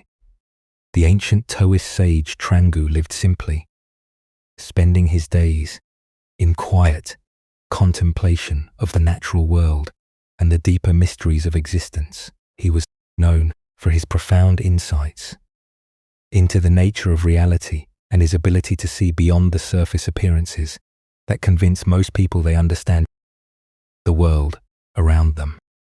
One afternoon, after a morning of walking through bamboo groves and observing the play of light on water, Chuang Tu lay down beneath a flowering tree to rest. The gentle warmth of the sun, the soft sound of wind through leaves, and the fragrance of spring blossoms created the perfect conditions for deep relaxation. As he settled into this peaceful state, his consciousness gradually shifted from ordinary waking awareness into the mysterious realm of dreams. In his dream, something extraordinary occurred. Chuang Tzu found himself transformed into a beautiful butterfly, his human form completely forgotten. He fluttered gracefully from flower to flower, his delicate wings catching the sunlight as he moved through a world of pure color and sensation. There was no memory of being a philosopher, no awareness of human concerns. He was simply and completely a butterfly, experiencing the world through compound eyes, navigating by instinct, living entirely in the present moment of flight and discovery. The butterfly that was Chuang Tzu felt utterly free, unburdened by the heavy thoughts and complex worries that typically occupy human consciousness. There was only the joy of movement, the sweetness of nectar, the warm touch of sun on delicate wings. This wasn't a dream about being a butterfly, while knowing he was really a man. It was the complete experience of butterfly existence with no trace of human identity remaining. Then, as suddenly as the transformation had occurred, Chuang Tu awakened. He found himself lying beneath the tree, the afternoon sun, having moved across the sky during his sleep. His human body felt solid and familiar. His philosopher's mind immediately active with questions and observations. The vivid dream began to fade as waking consciousness reasserted itself. But instead of simply dismissing the experience as an unusual dream, Chuang Tzu found himself puzzled by a profound question that challenged everything he thought he knew about identity and reality. He sat up slowly, still feeling the lingering sensation of flight, and pondered the implications of what had just occurred. Was I just now a man dreaming? I was a butterfly, he wondered aloud. Or am I perhaps a butterfly now, dreaming that I am a man? The question wasn't merely playful speculation. It pointed to something fundamental about the nature of consciousness and identity that most people never consider. If the experience of being a butterfly had felt completely real and authentic while it was happening, how could he be certain that his current experience of being human was any more real or permanent? Buddha's wisdom teaches us all. Conditioned existence is impermanent. Work out your salvation with diligence. This ancient teaching illuminates the fluid nature of identity and the importance of not clinging too tightly to any particular sense of self. Why do we assume that our current state of consciousness represents the ultimate reality? Zen Buddhism points to our tendency to take our present experience as fixed and absolute, when in fact, all states of consciousness, waking, dreaming, sleeping, are temporary and constantly changing phenomena arising in the vast space of awareness. Chenga's question challenges our basic assumptions about who and what we are. During the dream, the butterfly identity felt completely authentic and real. Upon waking, the human identity seems equally authentic and real, but which one represents his true nature? Or is perhaps the question itself based on a false premise? Consider your own experience of identity throughout different states of consciousness. Are you the same you when you're dreaming as when you're awake?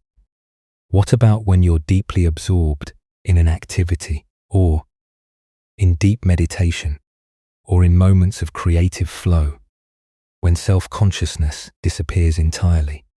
Which of these states represents your real identity? In Zen practice, we explore the possibility that all these different identities are simply temporary appearances in consciousness, like waves on the ocean or clouds in the sky. The waves are real, but they're not separate from the ocean. The clouds are real, but they're not separate from the sky. Similarly, all our various identities and experiences are real, but they're not separate from the underlying awareness in which they appear. The butterfly dream reveals something profound about the nature of transformation and possibility. If Chuang Tzu could completely become a butterfly in his dream consciousness, what does that suggest about the fixed boundaries we imagine exist around our identity? How solid are the limitations we place on ourselves based on our current circumstances or self-concept? Zen master Dogen taught, to study the way is to study the self. To study the self is to forget the self. Chuang Tzu's experience points to this same teaching. The more deeply we investigate the nature of selfhood, the more we discover that our fixed ideas about identity begin to dissolve. The Buddha said, "Form is emptiness. Emptiness is form." The man and the butterfly are both real and both empty of permanent independent existence. They are temporary formations in the field of consciousness, each authentic while present, each naturally dissolving to make way for whatever comes next. Look deeply at your own sense of identity. How much of who you think you are is based on roles, memories, and concepts that are actually quite fluid and changeable? What would remain if you let go of your attachment to being any particular type of person? Tonight, as you move between waking consciousness and the dream state, profound question: can you hold your identity lightly, recognizing that whether you're experiencing yourself as human or butterfly, worker or dreamer, the awareness in which all these experiences arise remains constant and unbound? As the Buddha observed, everything is impermanent. Strive on with awareness. The man dreams of being a butterfly. The butterfly dreams of being a man. But the dreaming itself, the pure capacity for experience, remains as vast and free as the sky, untouched by whatever temporary forms dance within it. Our next story reveals a profound teaching about the nature of emptiness and the surprising places where we discover truth. This is the story of grasping what cannot be held. In a quiet monastery garden where cherry blossoms drifted gently on the morning breeze, Master Seo sat with one of his most earnest students. The young monk had been studying Buddhist philosophy for several years, filling his mind with concepts about the nature of reality, the illusion of the self, and the teaching of emptiness that seemed so central to the Buddha's wisdom. He could recite passages about shunyata, discuss the philosophical implications of non-being, and engage in lengthy debates about the relationship between form and void. But for all his intellectual understanding, something felt missing. The words remained just words. concepts floating in his mind without the direct experience that would make them real. He approached his teacher that morning with a question that had been troubling him for months. "Master," the young monk said, bowing respectfully, "I have studied the teaching of emptiness extensively. I understand that all phenomena arise and pass away, that nothing has permanent, independent existence, but I feel like I'm only grasping concepts. Can you help me get hold of emptiness itself?" Seo looked at his student with knowing eyes. He had seen this struggle many times before. The gap between intellectual understanding and direct realization, the frustration of trying to grasp with the mind what can only be known through experience. "Show me how you would get hold of emptiness," the master said simply. The monk thought for a moment, then cupped his hands in the air as if he were trying to capture something invisible. He held his hands carefully, as though cradling a soap bubble that might burst at any moment. His face was earnest and concentrated, his entire being focused on this attempt to demonstrate his understanding of a teaching about the very nature of nothingness. "There," he said, holding his cupped hands very still, trying to hold emptiness itself. Seo looked at the student's empty hands and shook his head gently. "That's not very good," he said with a slight smile. "You haven't got anything in there at all. You're just holding air and calling it something special." The monk's face fell. He had been so certain that his gesture captured something meaningful about the teaching. "Well, master," he said, his voice tinged with disappointment and confusion, "please show me a better way. How does one truly get hold of emptiness?" Without warning, Master Seo reached out and grabbed the monk's nose, giving it a sharp, firm yank. "Ouch!" the monk yelled, his hands flying to his face, his eyes watering from the sudden, unexpected pain.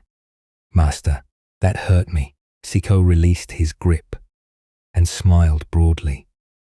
"Now that," he said with satisfaction, "is how you get hold of emptiness." The monk stood there rubbing his nose, completely bewildered. His nose throbbed with very real, very unemp. This undeniable presence of discomfort have anything to do with emptiness? It seemed like the opposite of everything he had been studying. But as the initial shock wore off, something began to shift in his understanding, though the pain in his nose was absolutely real. Yet it was also completely impermanent, already beginning to fade. It had arisen from nowhere, would disappear completely, and left no permanent mark on reality. It was both utterly present and completely insubstantial. More importantly, in the moment of that sharp sensation, all his conceptual thinking about emptiness had vanished entirely. There had been no philosophical analysis, no abstract understanding, just direct immediate experience. The gap between the one experiencing and the thing experienced had dissolved in the simple reality of ouch.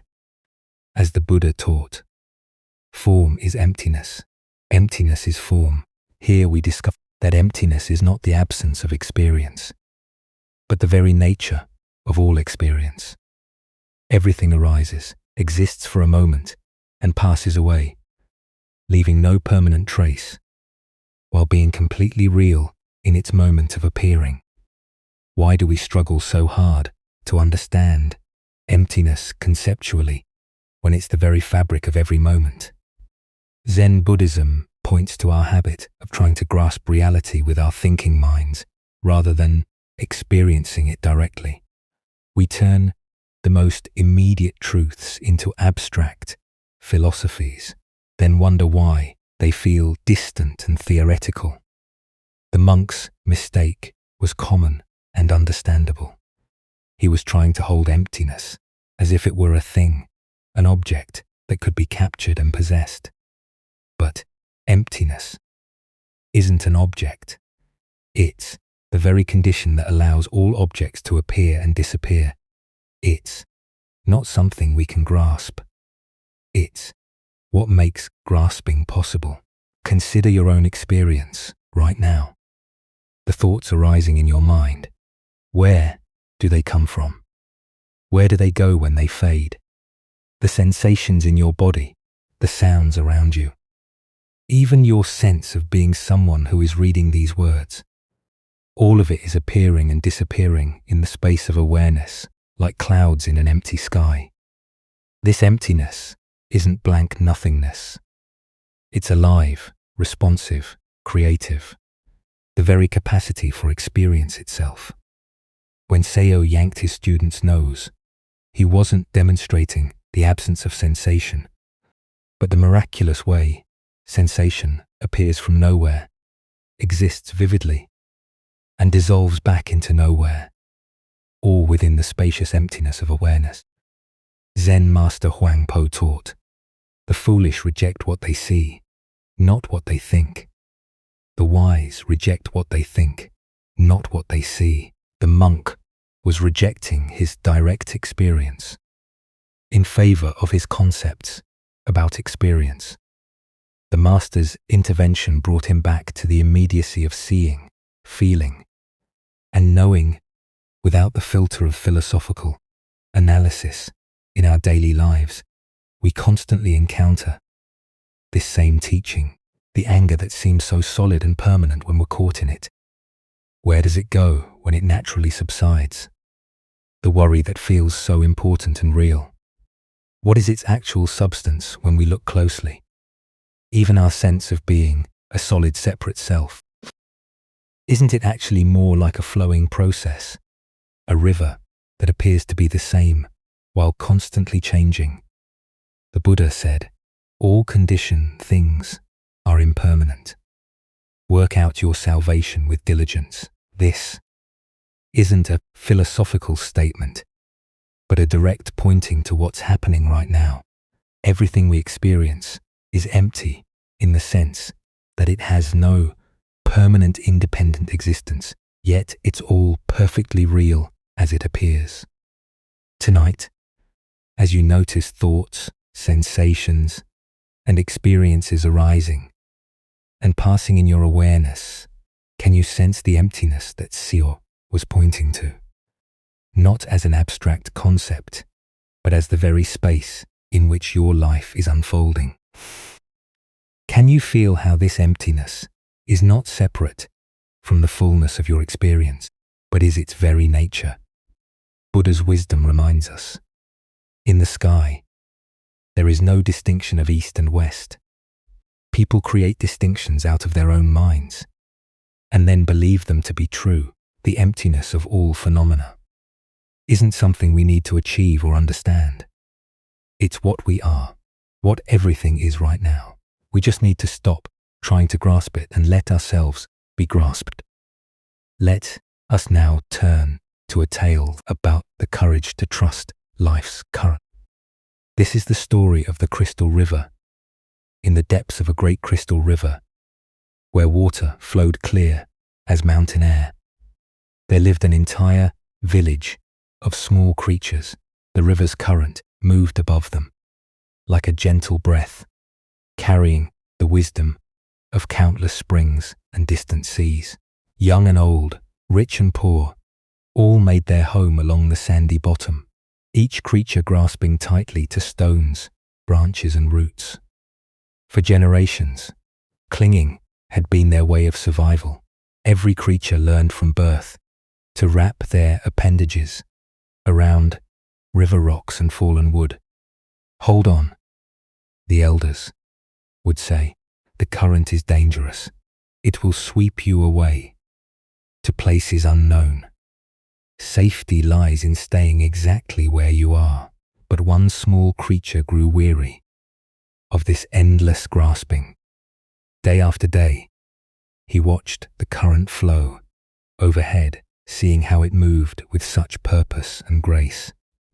While his neighbors complained about the effort required to maintain their grip, he found himself wondering what it might feel like to trust that flowing water. "I am tired of clinging," he announced one morning. "Though I cannot see where it leads, I trust that the current knows its destination. I shall let go and allow it to carry me where it will, for I fear that, if I continue clinging, I shall die of boredom before I ever truly live." The other creatures gasped in horror. "Fool," they cried. "Let go, and that current will tumble you mercilessly across the rocks below. You will be battered and broken, dying far more quickly than any boredom could kill you." But the small creature had made his decision. Taking one last look at his neighbors, he released his grip on the familiar stone. Immediately, the current seized him, and just as the others had predicted, he was tumbled and tossed across the rocky bottom. His small body struck stone after stone, each impact bringing pain he had never experienced while safely clinging. Yet, something remarkable began to happen. As the creature continued to surrender to the current's power, refusing to grab for new anchors despite his pain, the water gradually lifted him higher from the dangerous bottom. The tumbling ceased. The tumbling ceased. The rocks could no longer reach him. Now he flowed with the current itself, no longer fighting its direction, but becoming one with its movement. As he traveled downstream, creatures in distant parts witnessed something they had never seen. Here was one of their own kind. Yet he appeared to be flying through the water, moving with the elegant power of the current itself. "See a miracle," they called out. "A creature like ourselves, yet he soars. Surely he is the Messiah, come to save us all." The flowing creature heard their cries and felt compassion for their misunderstanding. "I am no more Messiah than any of you," he called back. "The river delights in lifting us all free, if only we dare to let go. Our true work is not clinging to the bottom, but embracing this voyage, this grand adventure of trust and flow." But the creatures only cried louder, "Savior, Savior." Even as they spoke, they tightened their grips on rocks and roots. They watched until he disappeared around a bend, then began weaving legends about the miraculous Savior who had briefly graced their village. Buddha's wisdom reminds us, you only lose what you cling to. This ancient teaching illuminates the profound paradox at the heart of human experience. We spend our lives grasping for security and control, believing that our safety depends on holding tight to familiar circumstances. Yet, in this very grasping, we create the suffering we seek to avoid. Why do we cling so desperately when the current offers to carry us toward unknown adventures? Zen Buddhism reveals that, from early childhood, we learn the known is safe and the unknown dangerous. This conditioning becomes a spiritual obstacle when it prevents growth beyond familiar limitations. We also suffer from the illusion of control, believing that by grasping circumstances, relationships, and identities, we can stop the natural flow of change. This creates enormous tension because it puts us in opposition to reality itself. Life is constant movement, and when we resist this truth, we exhaust ourselves fighting currents far more powerful than our individual will. Consider the areas of your life where you find yourself clinging, perhaps, but it's a relationship that has outgrown its original form, a career that no longer brings joy, or an image of yourself that now constrains your growth. The current of change will flow, whether we resist it or not. Our choice is whether to exhaust ourselves in futile opposition or discover the grace available in conscious surrender. The Buddha said, "Nothing is permanent except change." Water doesn't fight the mountainside. It finds the natural pathway down. When we learn to move with life's current rather than against it, we discover effortless effectiveness that rigid resistance can never achieve. Tonight, as you rest in this moment's stillness, what might you be ready to release? Perhaps it's a worry about tomorrow's challenges, a resentment from yesterday's disappointments, or a way of defining yourself that has grown too small. Can you feel into the current of this moment's aliveness and trust its direction? As the Buddha taught, let go of what has passed, let go of what may come, let go of what is happening now. Relax right now and rest. In this trust, we discover that the current we feared would destroy us is actually the very force that can carry us home to our true nature. Our next story reveals the power of returning to what is real when fear threatens to overwhelm us. This is the tale of the captured warrior. In ancient Japan, during a time of constant warfare between rival clans, a skilled warrior found himself on the losing side of a fierce battle. As his comrades fell around him, defeat became inevitable. He was captured by enemy soldiers and dragged away from the battlefield. His armor stripped, his weapons confiscated. That evening, they threw him into a dark, cramped prison cell with stone walls that seemed to press in from all sides. The heavy wooden door slammed shut with a finality that echoed through his bones. As darkness settled over the prison, the warrior's mind began to race with terrifying possibilities. Tomorrow they would come for him. He knew the customs of war. First would come the interrogation designed to extract information about his lord's defenses, troop movements, and strategic plans. When he refused to speak, as honor demanded, they would resort to torture. Hot iron, bamboo splinters under his fingernails, methods he had heard described in hushed tones by other warriors. And when they had extracted what they could, or when they grew tired of his silence, would come the execution.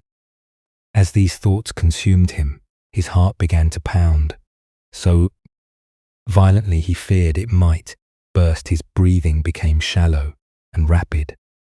Sweat beaded on his forehead despite the cool night air. Sleep seemed impossible as his mind conjured increasingly vivid scenarios of tomorrow's suffering. Hours passed in this torment.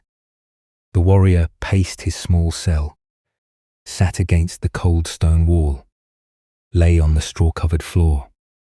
Nothing brought relief from the visions of impending doom that played repeatedly in his mind like a terrible dream he couldn't escape.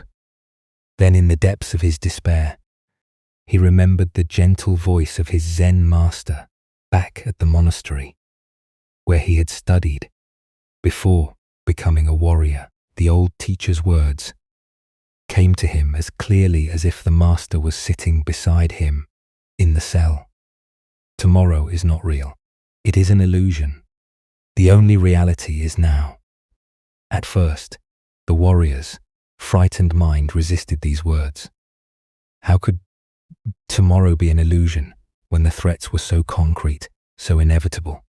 But as he sat quietly and allowed the teaching to penetrate deeper, something began to shift. He noticed his breathing. In this moment, he was breathing freely. He felt the straw beneath him, rough, but not uncomfortable. He heard the sound of wind moving through the trees outside his window, a sound that spoke of the natural world, continuing its ancient rhythms, regardless of human conflict. In this moment, he was not being tortured. In this moment, he was not dying. In this moment, there was simply a man sitting in a cell, alive and aware. The terrors that had seemed so overwhelming moments before revealed themselves to be nothing more than thoughts about a future that existed only in his imagination. As this understanding deepened, a profound peace settled over the warrior. His breathing slowed and deepened. His racing heart found a steady rhythm. For the first time since his capture, he smiled. The master's wisdom had freed him from a prison far more confining than the stone walls around him, the prison of anxious thoughts about tomorrow. Within minutes, the warrior fell into a deep, peaceful sleep. The Buddha once said, "If you want to know your past, look at your present condition. If you want to know your future, look at your present actions." This ancient wisdom illuminates the profound truth the warrior discovered in his cell. The only moment in which we ever actually live is this one. Why do we torture ourselves with endless scenarios about the future? Zen Buddhism explains that our minds evolved as survival mechanisms, constantly scanning for threats and planning for protection. While this capacity serves us in genuine emergencies, it becomes a source of suffering when we mistake mental projections for reality. Look deeply at your own experience. How much of your anxiety stems from vivid imaginings of future scenarios that may never occur? You're worried about the medical test results. You're awaiting the difficult conversation you need to have. These situations exist primarily in thought, not in present reality. The warrior's teaching shows us that we can acknowledge future challenges without being consumed by them. Planning and preparation have their place, but when they transform into obsessive worry, they rob us of peace and clarity. As Vietnamese Zen master Thich Nhat Hanh taught, thanks to impermanence, everything is possible. The future remains unwritten, shaped by causes and conditions we cannot fully predict or control. The worried mind assumes that current difficulties will inevitably continue or worsen. But impermanence teaches us that everything changes. The warrior in his cell could not know what the next day would actually bring. Perhaps his lord's forces would mount a rescue. Perhaps his captors would show mercy. Perhaps diplomatic negotiations would secure his release. Buddha spoke of this when he said the past is gone. The future is not yet here, and there is only one moment for you to live. This teaching doesn't encourage us to ignore future responsibilities or avoid reasonable planning. Instead, it invites us to recognize where our attention habitually goes and to gently guide it back to the richness of present experience. In Zen practice, we cultivate what's called beginner's mind, approaching each moment with fresh awareness rather than predetermined anxiety. When we truly inhabit the present, we often discover that it contains resources for peace and clarity that worried thinking never revealed. Consider how the warrior's shift in attention transformed his entire experience. The same cell, the same uncertain future. But by returning to present moment awareness, suffering transformed into peace. This transformation is available to us in every moment of anxiety or fear. Tonight, as you notice your mind creating stories about tomorrow's challenges, remember the captured warrior and his master's wisdom. What is actually happening right now? What simple experiences, breathing, sitting, the temperature of the air are available to anchor you in reality rather than imagination? As the Buddha taught, do not dwell in the past. Do not dream of the future. Concentrate the mind on the present moment. In this teaching lies the key to the warrior's prison and our own. Through the wisdom of Zen Buddhism, let us explore a story about the most fundamental truth that surrounds us, yet remains invisible. This is the tale of the fish in the ocean. In the vast depths of the Pacific, where sunlight filtered down, through layers of blue and coral gardens, swayed in gentle currents, a young fish swam restlessly through familiar waters. Despite being surrounded by the wonder of ocean life, schools of silver fish, moving like liquid metal, sea anemones, dancing in the current and the rhythmic pulse of waves far above. The young fish felt troubled by a persistent question. One day, approaching an ancient sea turtle, whose shell bore the scars and wisdom of countless journeys, the young fish asked earnestly, "Elder, I keep hearing other sea creatures talk about something they call the ocean. They speak of it with such reverence as if it's the most important thing in existence. But I've searched everywhere and I cannot find this ocean anywhere. What exactly is this mysterious thing everyone talks about?" The old turtle's eyes, deep and patient like tidal pools, regarded the young fish with gentle amusement. "Little one," the turtle replied, in a voice worn smooth by decades of storms and calms, "the ocean is this very thing that surrounds you on all sides, at every moment." The young fish looked around frantically, darting left and right, swimming up toward the distant surface and down toward the sandy bottom. "But I don't see anything surrounding me. There's nothing here but water and fish and plants and rocks. Where is this ocean you speak of? Why can't I see it?" The turtle settled more comfortably on a bed of soft kelp, understanding that this was a teaching moment that required patience. "Of course, you cannot see it, young friend," the turtle explained. "The ocean is both inside and outside of you. You were born in the ocean, you breathe the ocean, you are nourished by the ocean, and one day you will return to the ocean. The ocean flows through your gills and around your body just as naturally as your own scales cover your skin. It is so much a part of you that it has become invisible." The young fish paused, beginning to sense something vast and fundamental that had been present all along but remained unnamed. "You mean this water I swim through is the ocean?" "Yes," the turtle confirmed. "You have never been separate from it. Not for a single moment of your existence.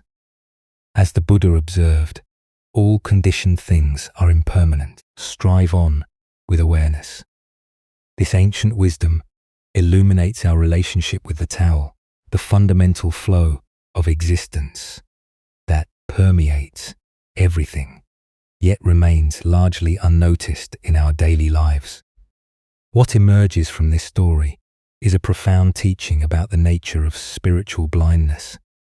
Like the fish who cannot see the ocean, we live immersed in the sacred, but fail to recognize it, because it is too close, too constant, too fundamental to our existence to register as separate from ourselves.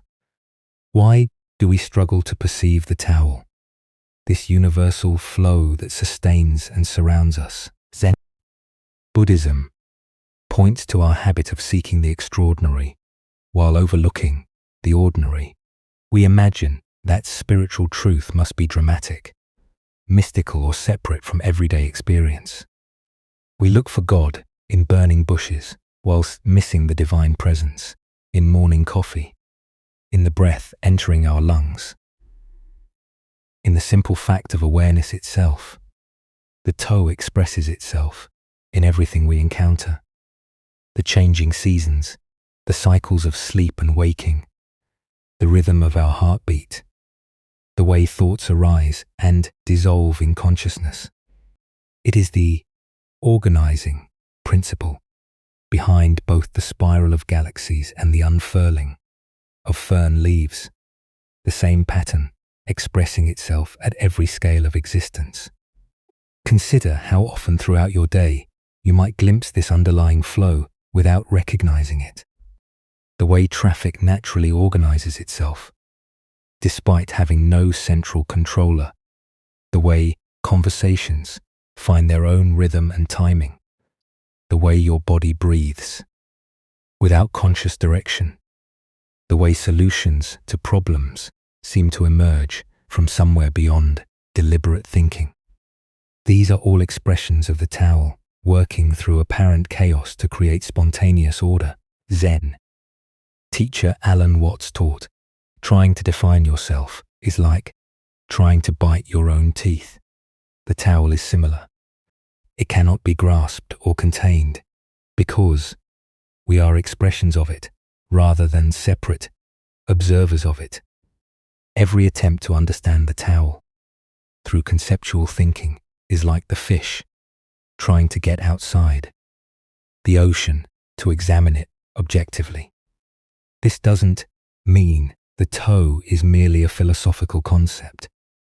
It is the most practical and immediate reality. The intelligence that coordinates the trillions of cells in your body, the awareness in which all thoughts and sensations appear, the life force that animates everything from redwood trees to bacteria. In Chinese philosophy, the character for Tao literally means the way or the path. But this is not a path we walk towards some distant destination. It is the path that walks itself through us, the way reality unfolds, moment by moment, without requiring our management or control. Lassu wrote, "The Tao that can be spoken is not the eternal Tao." Yet here, we are using words to point towards something beyond words. This is the beautiful paradox of spiritual teaching. We must use the limited to point toward the unlimited, knowing that the finger pointing at the moon is never the moon itself. Tonight, as you feel the breath moving in out your conscious control, can you sense the Tao expressing itself through this simple miracle? Can you recognize, in this automatic process, the same intelligence that moves the planets and changes the seasons? The Buddha taught, "Look within. Thou art the Buddha." You are not separate from the ocean of existence any more than a wave is separate from the sea. In recognizing this fundamental non-separation, we stop seeking the Tao and begin living as its conscious expression. Our next story reveals the difference between technical mastery and true mastery of oneself.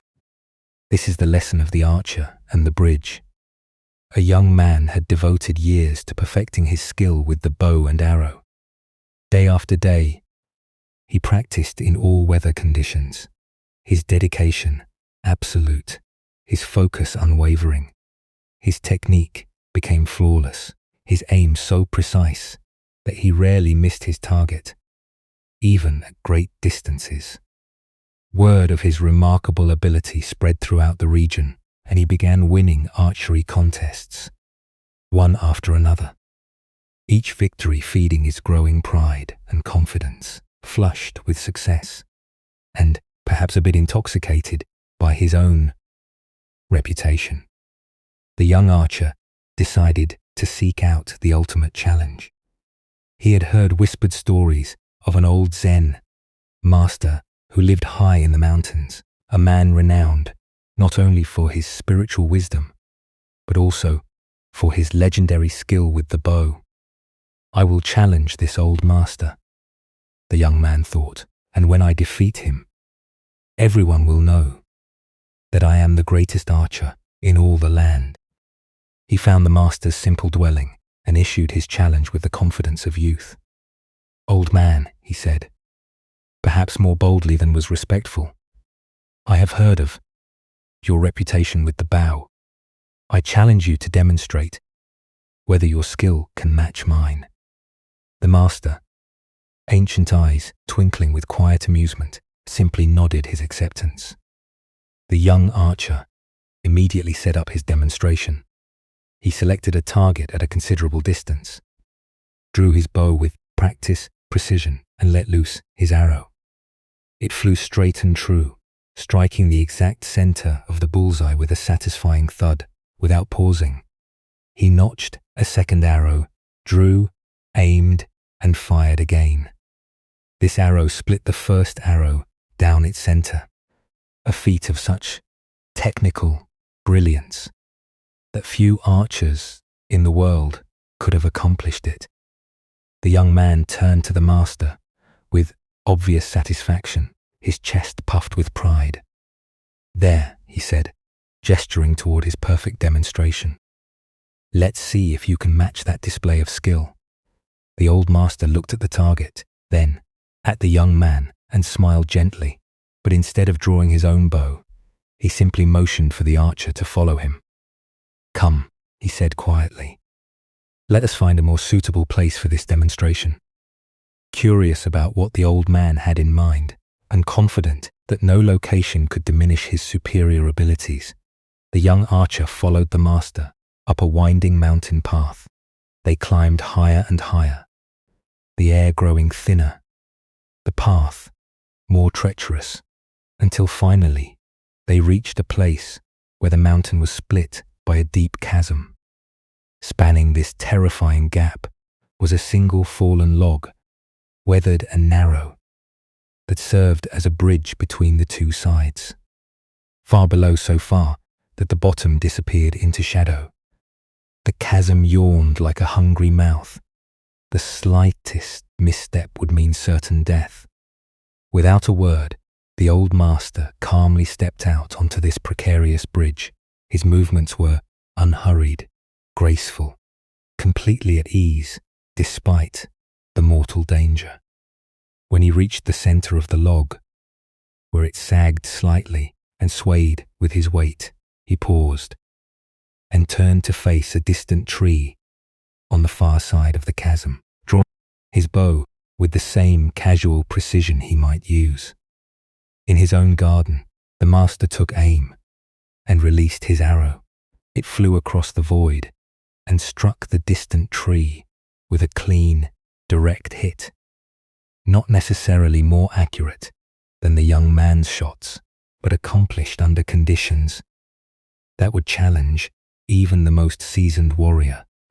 The master then gracefully stepped back onto solid ground and gestured toward the log bridge. "Now it is your turn," he said simply. The young archer approached the edge of the chasm and looked down into the seemingly bottomless abyss.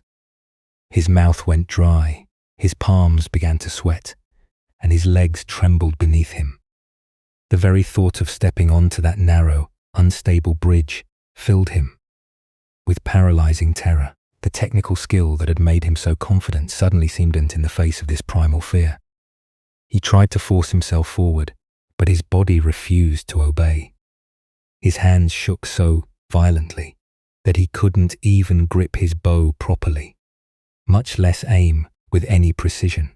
The steady breathing and focused concentration that had served him so well in controlled conditions completely abandoned him. The master watched this struggle with compassionate understanding. "You have developed great skill with your bow," he observed gently, "but you have little skill with the mind that lets loose the shot. As the Buddha taught, the mind is everything. What you think you become." This ancient wisdom illuminates the difference between mastery of technique and mastery of the mind that employs the technique. Why do we so often mistake technical proficiency for true mastery? Zen Buddhism points to our tendency to focus on external accomplishments while neglecting the inner development that makes those accomplishments meaningful. We perfect our skills in controlled environments, but discover our limitations when facing uncertainty, danger, or genuine challenge.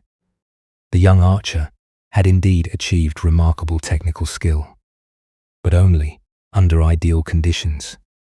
When his environment changed, when fear entered the equation, when the stakes became real, when his sense of safety was threatened, his carefully cultivated abilities disappeared entirely. His mastery was revealed to be shallow, dependent on external circumstances, rather than inner stability. Consider your own areas of expertise. How does your competence hold up under pressure? When faced with genuine stakes, unfamiliar circumstances, or emotional challenges, do your skills remain intact? Or do they crumble, like the young archer's confidence on the bridge? In Zen practice, we cultivate what might be called unshakable presence, the ability to remain centered and effective regardless of external conditions. This doesn't mean eliminating fear or challenge, but developing the inner stability that allows us to function skillfully, even when afraid, uncertain, or under pressure. The master's demonstration wasn't about showing superior archery skills. It was about revealing the profound difference between skill that depends on perfect conditions and skill that emerges from inner mastery. His arrow didn't need to be more accurate than the young man's. It simply needed to be released from a place of genuine equanimity. Zen Master Bank taught, the unborn Buddha mind can handle any situation. This points to a quality of awareness that remains constant, whether we're shooting at safe targets or standing on precipices. It's the difference between confidence that comes from controlling our environment and confidence that comes from trusting our ability to respond wisely to whatever arises. The Buddha said, "Better than 1,000 hollow words is one word that brings peace." One arrow shot from genuine presence and inner stability has more value than 1,000 arrows shot from ego and carefully controlled conditions. True mastery reveals itself not in perfect circumstances, but in our ability to maintain our center when everything around us is uncertain. Look deeply at your own relationship to challenge and fear. Where in your life do you perform well in safe, controlled environments, but struggle when stakes are raised or conditions become unpredictable? This isn't a failure, it's simply information about where your practice needs to deepen. Tonight, as you consider the various skills and competencies you've developed, can you distinguish between those that depend on perfect conditions and those that remain stable under pressure? Can you sense the difference between the confidence that comes from avoiding challenge and the confidence that comes from meeting challenge with presence? This Buddha's wisdom reminds us, chaos is inherent in all compounded things. Strive on with diligence. Life is the bridge over the chasm. Uncertain, sometimes frightening, always requiring us to find our balance, not in the safety of solid ground, but in our ability to remain centered while walking through space. True mastery isn't about perfect aim. It's about maintaining our equilibrium, no matter where we find ourselves standing. Let us now turn to a tale about the nature of seeking and finding. This is the master sculptor's discovery. In a bustling stone quarry beneath towering mountains, a master sculptor moved among the marble blocks with the practiced eye of one who had spent decades coaxing beauty from stone. The morning sun cast golden light across the quarry, illuminating countless blocks that seemed to whisper their stories to him. "Aha," he would say, running his weathered hands across smooth surfaces. "There is a heroic figure locked in that piece and a saint trapped inside that other one." His reputation had grown precisely because of this gift, his ability to sense what he called the suchness of every stone, to see beyond raw material to its true nature, waiting to be released. But on this morning, the sculptor's heart carried a different weight. For over 40 years, he had been searching for something special, the perfect block from which he could create his masterwork, a glorious statue of the Buddha. His energies were waning now, and still this elusive Buddha block remained hidden from him. He had traveled to great quarries around the world, consulted experts, hired specialists to scour remote areas. Yet, Nowhere could he find that one perfect slab that would allow him to release the most perfect likeness of Buddha. Feeling the weight of his lifelong quest, the sculptor sought consolation from a local Zen priest who headed a small temple at the end of his street. The temple was modest, with a peaceful courtyard where a stone well sat, surrounded by carefully tended moss. "Master," the sculptor said, bowing deeply, "I have searched for 40 years for the perfect stone from which to carve the Buddha. My life's work remains incomplete." The priest listened with kind eyes, then smiled gently. "No problem," he said, with such simplicity that the sculptor felt both confused and hopeful. "Do you mean you can tell me where I might find the perfect material from which I can release the Buddha of my dreams?" the sculptor asked, excitement rising in his voice. "Of course." "Where?" The priest raised his hand and pointed across the courtyard. "Over there," he said, indicating the stone well. The excited sculptor hurried to the well and peered down into the still dark water. There, looking back at him with the same questioning eyes, the same lined face marked by years of searching, was his own reflection. Buddha's wisdom reminds us, if you cannot find the truth right where you are, where else do you expect to find it? The deeper teaching here shows us that what we seek most desperately often lies not in some distant place or perfect circumstance, but in the very ground of our own being. Why do we exhaust ourselves searching everywhere except within? Zen Buddhism reveals that we become so focused on the object of our search that we forget to examine the searcher. The sculptor had examined thousands of stones, traveled countless miles, yet never considered that the very consciousness doing the seeking was itself the perfect material for awakening. Consider how often throughout your day you postpone contentment, waiting for better circumstances. "I'll be happy when I get the promotion, find the right partner, when conditions are finally perfect." This is seeking the Buddha block everywhere except in the reflection looking back at us right now. Zen Master Hangpo taught your everyday mind that is the way. The sculptor's profound realization wasn't that he needed to become something different, but that he needed to recognize what he already was. The perfect material for expressing Buddha nature isn't found in external circumstances, but in the awareness that recognizes, seeks, and creates. The well represents the still point within consciousness, where seeking ends and finding begins. When we stop looking outward and peer into the depths of our own awareness, we discover that the one who seeks and the sought are the same. In Zen practice, we speak of original face, the essential nature that exists before conditioning. This original face isn't hidden in some special place. It's looking back at us from every mirror, every moment of genuine presence.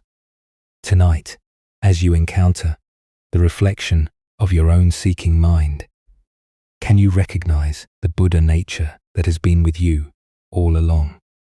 Perhaps it appears in your capacity for wonder, your longing for truth, or simply in the awareness that notices these very words. As the Buddha taught, look within, you are the Buddha. The masterwork isn't waiting for perfect materials. It's waiting for the recognition that the artist, the art, and the awareness that appreciates beauty are all expressions of the same essential nature. As our time together draws to a quiet end, take a moment to notice the feeling of release that has settled over you. Can you feel the subtle shift from holding on to letting be? The deep calm you've touched upon. Tonight is not a distant shore you have landed on, but a gentle current that has always flowed within you, waiting for you to simply stop struggling against it. The Buddha once taught, "Do not dream of the future. Concentrate the mind on the present moment." This profound insight is the thread that weaves through every story we have shared.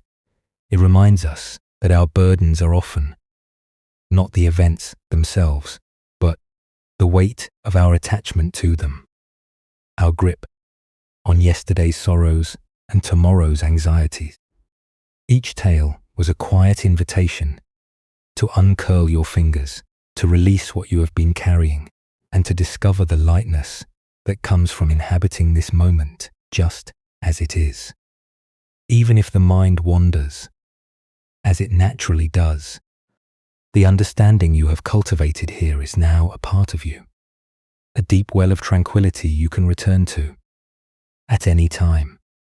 As you prepare for deep rest, consider that these ancient narratives have not taught you a new skill, but have reminded you of an innate ability, the ability to let go. They have lit a path back to your own center, a place of profound stillness that exists beneath the surface of thought and worry. In the silence that follows my voice, simply rest in that awareness. Notice the gentle rhythm of your breath, the feeling of your body at ease, and the quiet contentment of a mind that has been given permission to be free. These teachings are not relics of the past, but living truths as relevant today as they have ever been. Their wisdom is not found in complex ideas, but in the simple, direct experience of non-attachment. Tonight you have felt this truth for yourself. As you drift from this tranquil awareness into sleep and then back into your waking life, carry this sense of release with you. Let it be a quiet companion, a source of strength that reminds you that you hold the key to your own peace. Thank you for joining us on this journey. Sleep well.